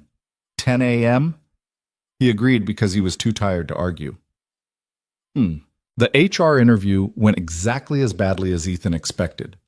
The HR director, a woman named Patricia Chen, was professional, thorough, and completely uninterested in his explanations. She asked about his relationship with Aurora, when it started, whether it affected his work, whether he'd received any special treatment. Ethan told the truth, all of it. So you're confirming that Ms. Vale did not terminate your employment after the invoice error, despite the significant financial loss to the company? She didn't fire me because it was my first major mistake in 2 years. I've never had any prior warnings or performance issues. And you don't think your relationship with her influenced that decision? I think she made the right call. I'm a good employee. Patricia made a note. Mr. Cole, I appreciate your honesty, but you must understand how this looks. A foreman dating the CEO creates inherent conflicts of interest, regardless of intent. I know. If you were in my position, what would you recommend? Ethan looked her in the eye. I'd recommend that Aurora Vale did nothing wrong. She's the best boss I've ever had. And if you force her out because of this, you're making a mistake. Patricia's expression didn't change. Thank you for your time, Mr. Cole. We'll be in touch. He left feeling like he'd just dug both their graves. Melissa was already waiting when Ethan arrived at the coffee shop. She looked different, older, tired in a way he recognized from his own mirror. She waved him over and he sat down across from her. Thanks for meeting me, she said. What's this about? Melissa wrapped her hands around her coffee cup. I heard about you and Aurora Vale through the reunion grapevine. Okay. I also heard you're having some trouble at work because of it. Ethan's eyes narrowed. How did you hear that? I still have friends in the city. Word travels. She paused. I wanted to apologize. For what? For leaving, for blaming you, for all of it. Melissa looked at him. When Lily died, I was so angry. At the world, at fate, at you. I convinced myself that if you just talked to me, if you just let me in, we could have survived it. But the truth is, I was shutting down too. I just blamed you for what I was doing. Ethan didn't know what to say. I'm getting married in 3 months, Melissa continued, and my therapist asked me if there was anyone I needed closure with before I moved forward. Your name was the first one that came to mind. I don't need an apology, Melissa. What happened? We were both drowning. Nobody's fault. Maybe. But I left you alone with all that pain, and I convinced myself I was doing the right thing. I wasn't. She reached across the table, squeezed his hand. You deserved better. And I'm sorry. Ethan felt something loosen in his chest, something he'd been carrying for years without realizing it. Thank you. I mean it, Ethan. You're a good person, And whoever this Aurora woman is, if she makes you happy, don't let her go. Not because of work. Not because people talk. Not for any reason except that it's really over. It might be over anyway. Is it? I don't know. Melissa smiled sadly. Then fight for it. You didn't fight for us. Maybe you couldn't. But if you care about her, fight this time. She left money for the coffee and stood. Ethan watched her walk away, feeling like he'd just closed a door he'd been holding open for 4 years. Aurora's call came that afternoon. Can you come over tonight, after Noah's asleep? Yeah. Good. We need to talk. Those 4 words had never meant anything good. Ethan got the babysitter, put Noah to bed early, and drove to Aurora's penthouse with his heart in his throat. She answered the door in sweatpants and an old t-shirt, looking nothing like the polished billionaire everyone knew. She looked human, breakable. Come in. Her apartment was exactly what he'd imagined. Modern, minimalist, expensive in quiet ways, floor-to-ceiling windows overlooking the city, art that probably cost more than his truck. She led him to the couch, poured 2 glasses of wine, handed him one. HR finished their investigation. Ethan's hand tightened on the glass. And? They're recommending we end the relationship or one of us leaves the company. Aurora. I'm not done. She took a breath. I talked to my father, told him everything, the fake dating, the reunion, how it became real, the investigation, all of it. What did he say? He said I was an idiot for mixing business with my personal life. Then he offered to buy me out. Ethan's stomach dropped. You're selling the company. No, I told him to go to hell. Aurora set down her wine glass. I built this company into what it is, not him, me. And I'm not walking away from it because HR decided my relationship is inconvenient. Then what are you doing? I'm restructuring, moving you to a different division under a different manager, removing the direct reporting relationship.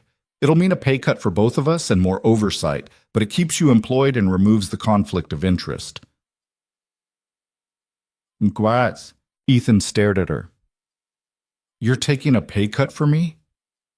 I'm taking a pay cut for us. She moved closer. Marcus was right about one thing. I did give you special treatment, but not because we're dating, because you're good at your job and I trust you, and She stopped. I love you. And I'm not losing you because I was too scared to fight for what I want. The words hit him like lightning. Say that again. Which part? The part where you love me. Aurora smiled.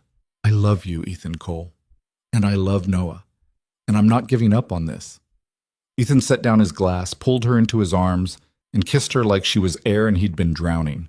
When they broke apart, Aurora was laughing. Is that a yes? That's a yes.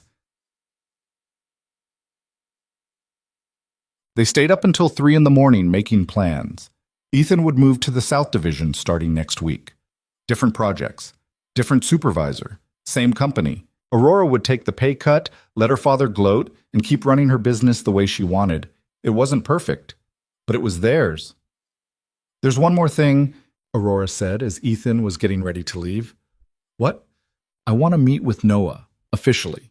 Talk to him about what this means, about what I want this to be. Which is, Aurora looked at him, her expression vulnerable. Long-term, real, all of it. Ethan felt his chest tighten. You sure?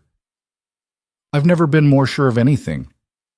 He's going to ask if you're staying forever again. I know. And this time, I'll have a different answer. Ethan kissed her one more time. Come over Sunday. We'll talk to him together. He drove home feeling lighter than he had in weeks. The job situation wasn't ideal. People would still talk. Marcus would probably keep making trouble. But Aurora loved him, and she was willing to fight for them. That was enough. Chan. Sunday afternoon, the 3 of them sat in Ethan's living room. Noah was on the couch between them, looking nervous. Aurora had shown up with homemade cookies she'd clearly burned but refused to admit were inedible. Ethan ate one anyway because he loved her. So, Aurora said, your dad and I wanted to talk to you about something. Noah looked between them. Are you getting married? Ethan choked on his cookie. Aurora laughed. Not yet, but maybe someday, if that's okay with you. Is that why you're here?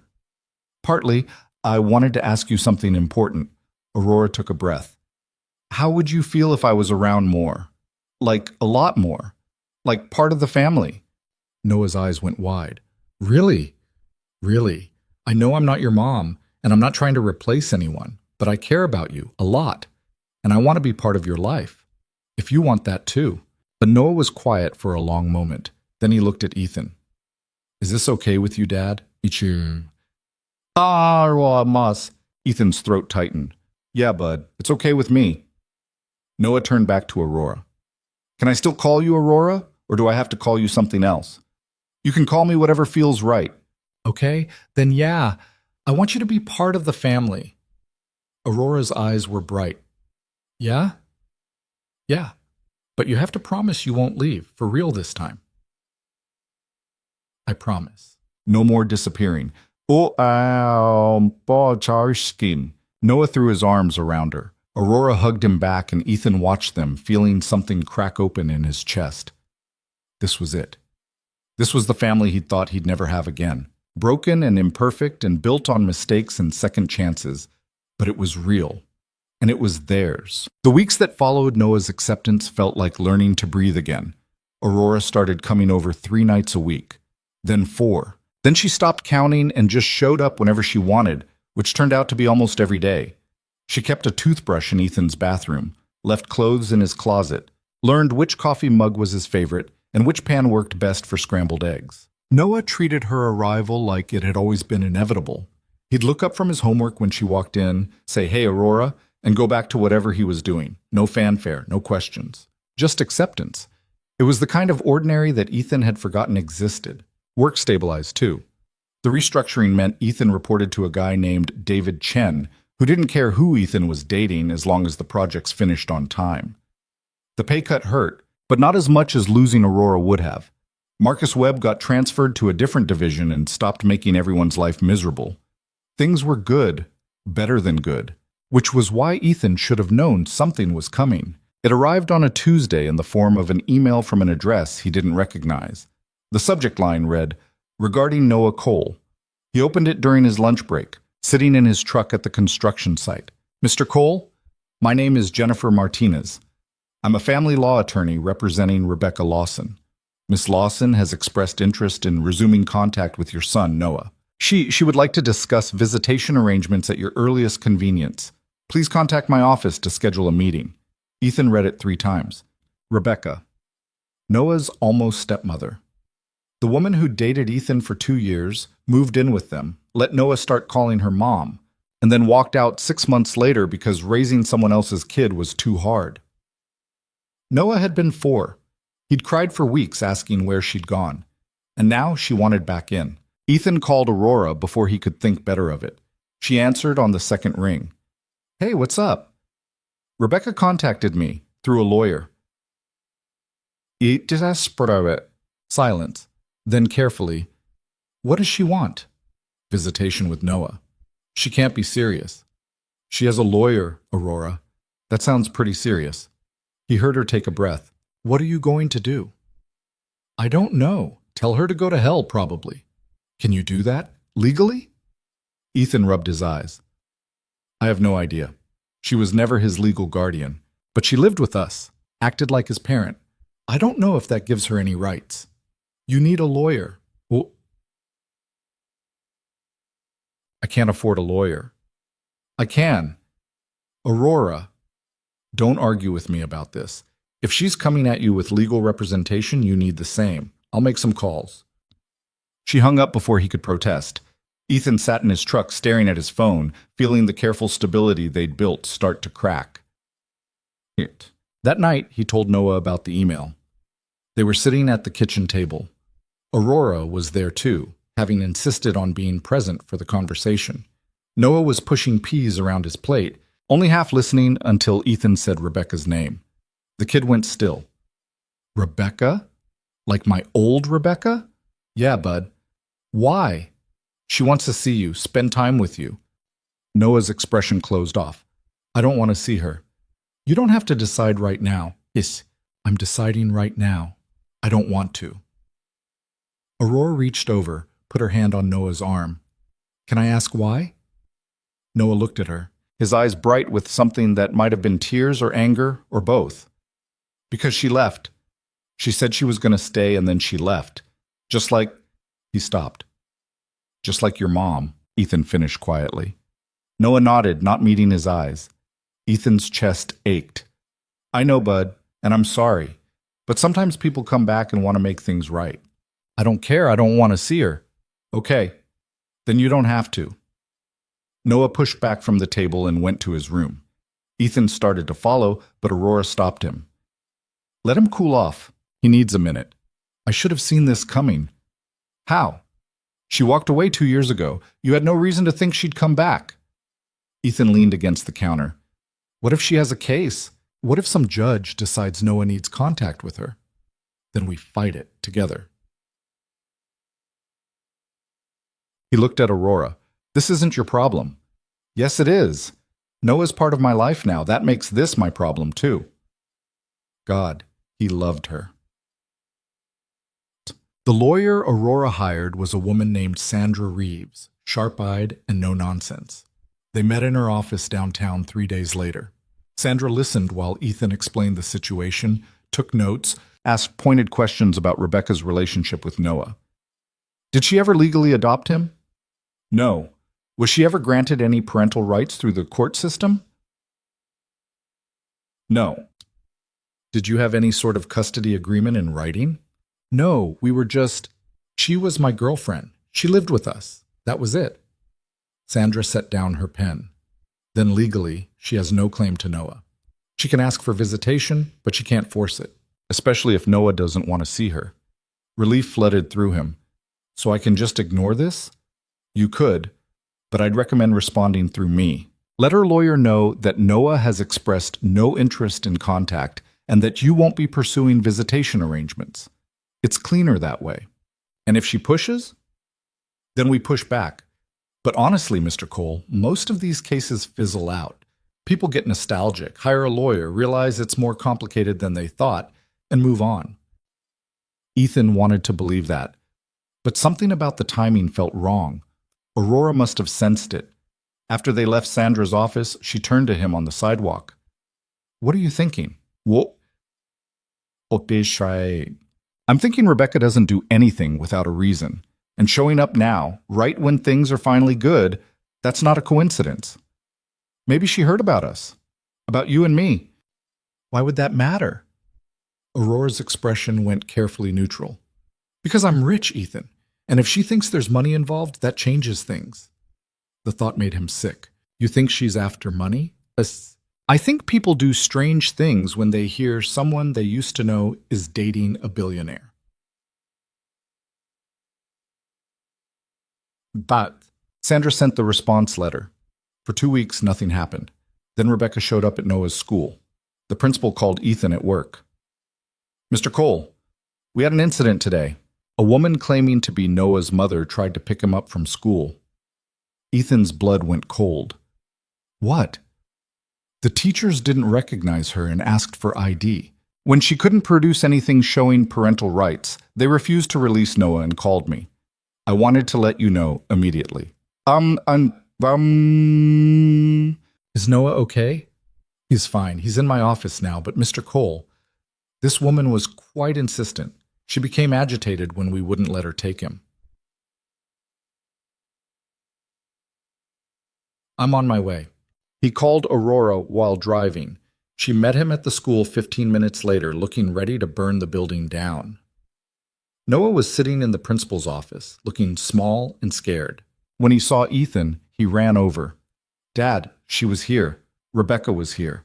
I know, bud. It's okay.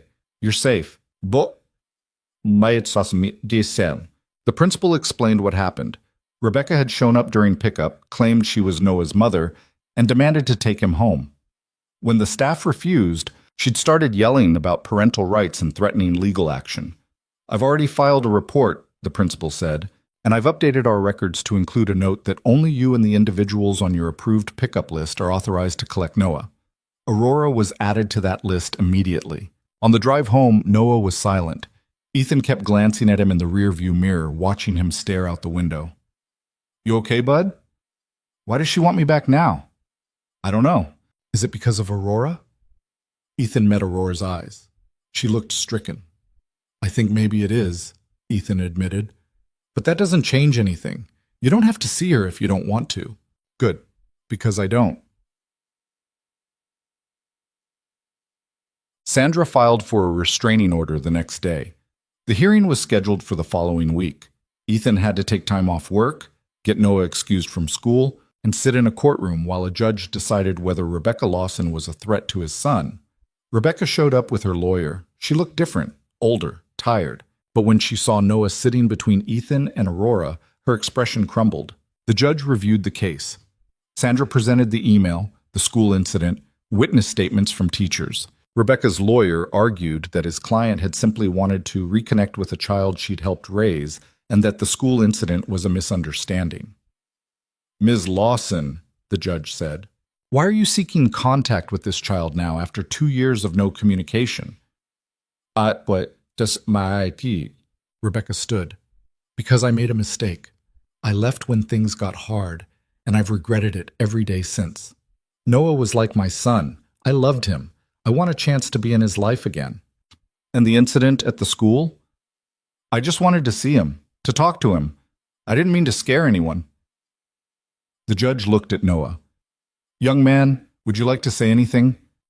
Noah glanced at Ethan. Ethan nodded. I don't want to see her, Noah said quietly. She left. And now she only wants to come back because my dad's dating someone rich. That's not fair. The judge's eyebrows rose. What makes you think that's why she wants contact? Because she didn't care before, and now she does. That's the only thing that changed. Rebecca's lawyer started to object, but the judge held up a hand. I've heard enough. Ms. Lawson, while I appreciate that you may have regrets about your past decisions, you have no legal standing to demand access to this child. You were never his legal guardian. You have no custody agreement. And most importantly, the child has clearly expressed that he does not wish to have contact with you. Your Honor, I'm granting the restraining order. Ms. Lawson, you are to stay at least 500 feet away from Noah Cole, his school, and his home. You are not to contact him directly or through any third parties. If you violate this order, you will be arrested. Do you understand? Rebecca's face crumpled. Yes, Your Honor. The gavel came down. It was over. Blank. Outside the courthouse, Aurora pulled Ethan aside while Noah ran ahead to look at a fountain. You okay? Yeah, I think so. That was brutal. She was crying. She also showed up at Noah's school and tried to take him without permission. Don't feel bad for her. Ethan watched Noah throwing pennies into the fountain, making wishes. I don't. I keep thinking about what he said, about her only coming back because of you. He's probably right. That makes me so angry I can't think straight. Aurora took his hand. Then don't think, just be glad it's over. Go? But it wasn't over. Not quite. That night, Ethan's phone rang. Unknown number. He almost didn't answer. Hello? Ethan, it's Rebecca. He should have hung up, should have reported the call as a violation of the restraining order. Instead, he walked into his bedroom and closed the door. You're not supposed to contact me. I know. I needed to say something, and then I'll leave you alone, I promise. Make it quick. Rebecca's voice was thick, like she'd been crying. Noah was right about why I came back. I heard you were dating Aurora Vale, and I thought maybe things had changed, that maybe you'd have money now, that maybe I could... She stopped. I'm not proud of it, but I've been struggling, and I thought if I could be part of Noah's life again, maybe you'd help me, financially. Ethan's grip on the phone tightened.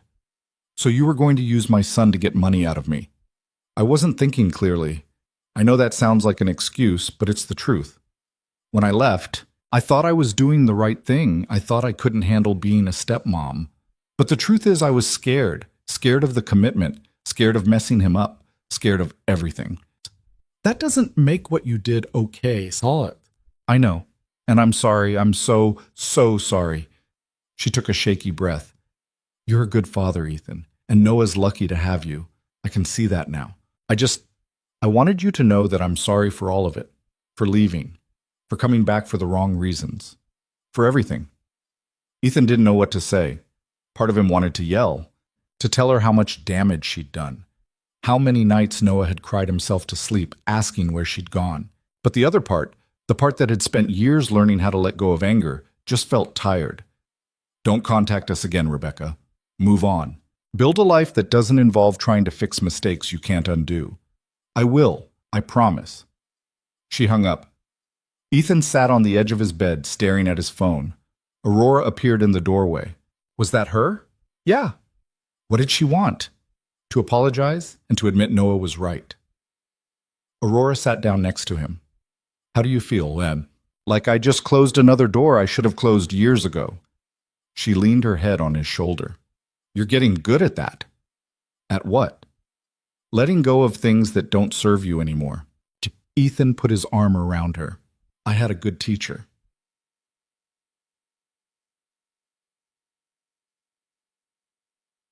Three months later, Aurora moved in. It wasn't a dramatic decision, more like a gradual realization that she was already living there in everything but name. Her clothes filled half the closet. Her name was on the emergency contact list at Noah's school. She had her own key. The official move happened on a Saturday. Aurora hired movers to bring over the furniture she actually wanted to keep. A couch, a desk, some art that made Ethan's apartment look less like a bachelor pad. The rest went into storage. Noah helped unpack boxes, treating the whole thing like an adventure. Does this mean you're here forever now? Aurora glanced at Ethan. He smiled. Yeah, bud, I think it does. Cool. Can we get a dog? Absolutely not, Ethan said. We'll talk about it, Aurora said at the same time. Noah grinned, knowing he'd already won. That night, after Noah went to bed, Ethan and Aurora sat on the couch, surrounded by half-unpacked boxes. This is weird, right? Aurora said. What? This. Us, living together, being a family. Good weird or bad weird? She smiled. Good weird, the best weird. Ethan pulled her closer. I need to ask you something. Okay. Are you happy? Like, really happy? Not just making the best of a complicated situation? Aurora turned to face him. Ethan, a year ago, I was living in a penthouse by myself, working 80-hour weeks and convinced I was going to die alone. Now I'm living in a 2-bedroom apartment with a man I love and his 7-year-old son who keeps asking for a dog.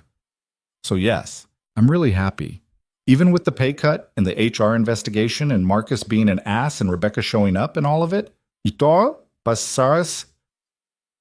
especially because of all of it. Because it means this is real.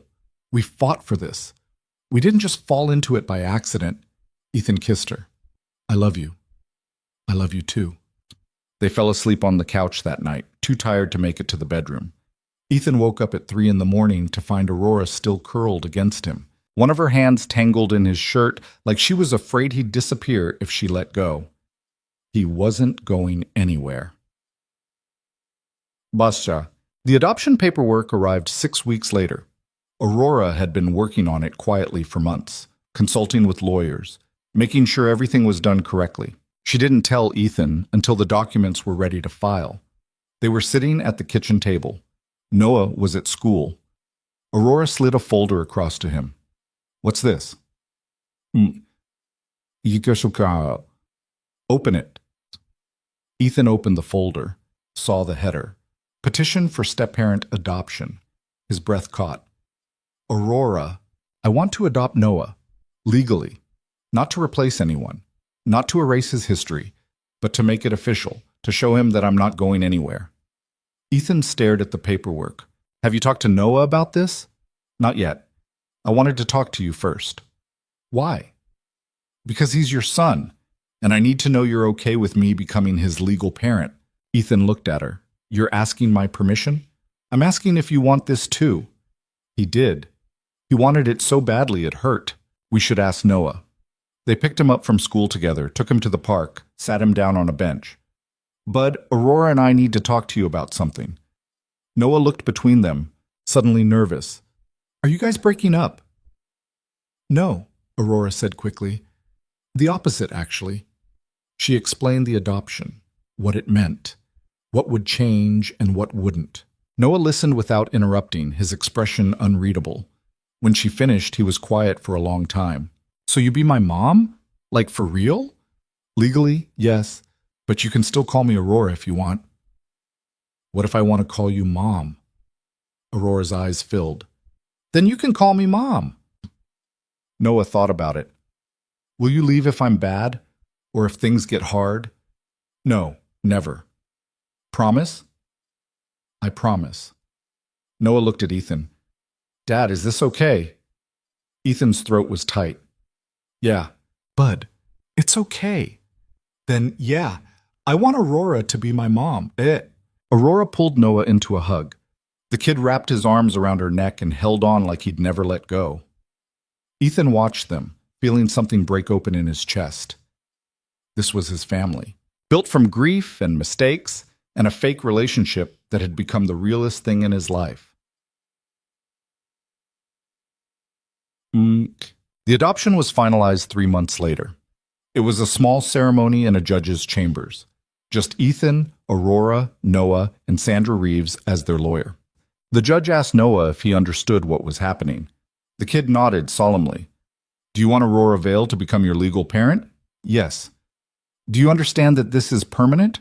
That she'll have the same rights and responsibilities as your father? Yes.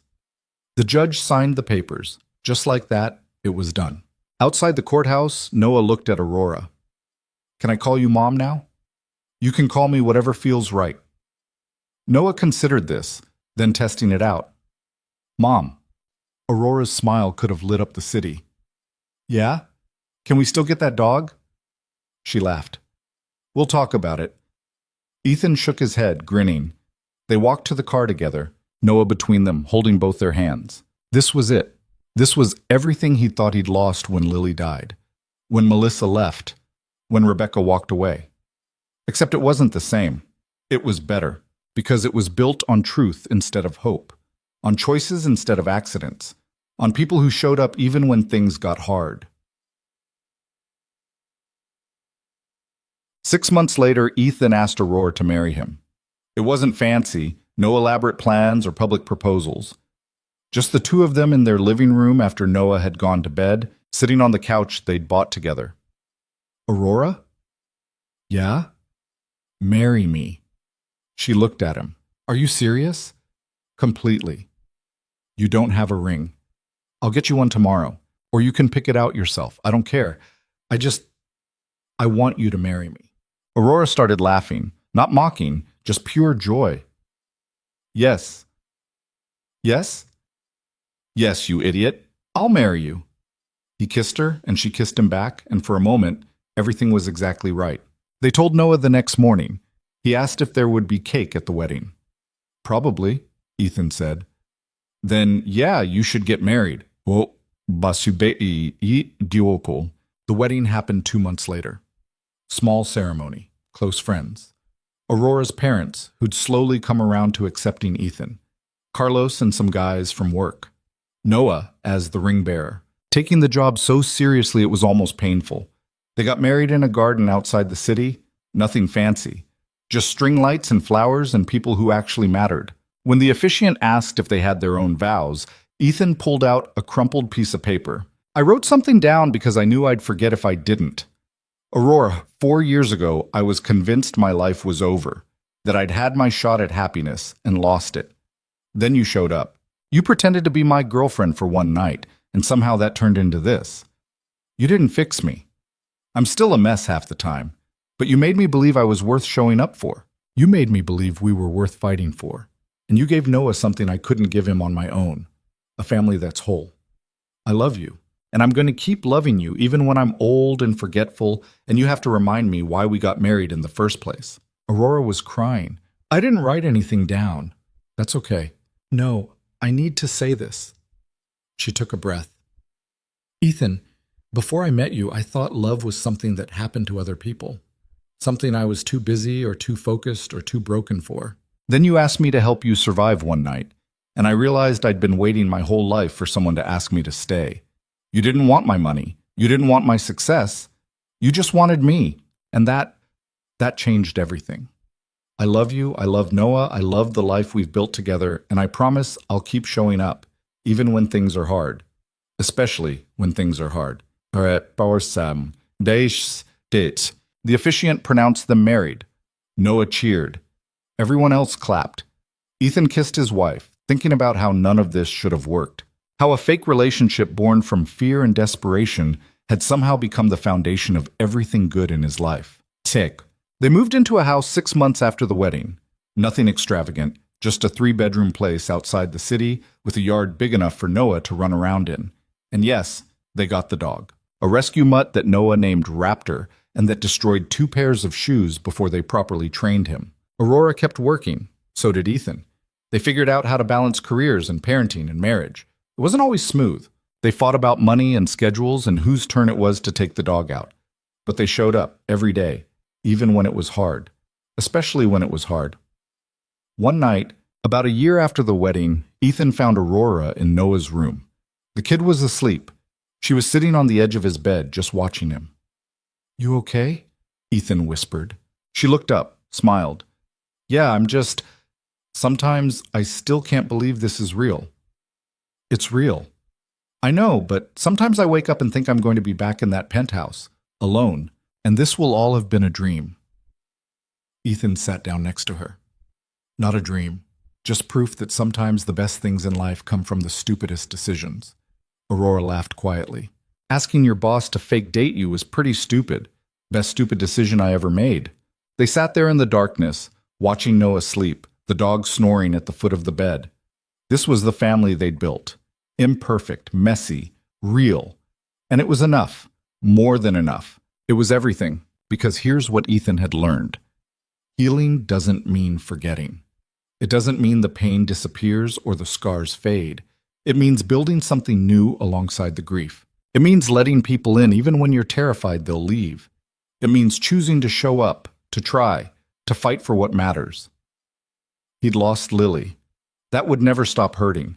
But he'd also found Aurora and given Noah a family that was whole and built a life that felt worth living. That was the thing about second chances. They didn't erase the past. They just gave you permission to stop living in it. Ethan looked at Aurora, at Noah, at the dog sprawled across the floor, and felt something settle in his chest. Peace. Not the absence of pain, just the presence of something stronger. Love. Family. Home. The things worth fighting for. The things that made you whole again, one messy, imperfect day at a time.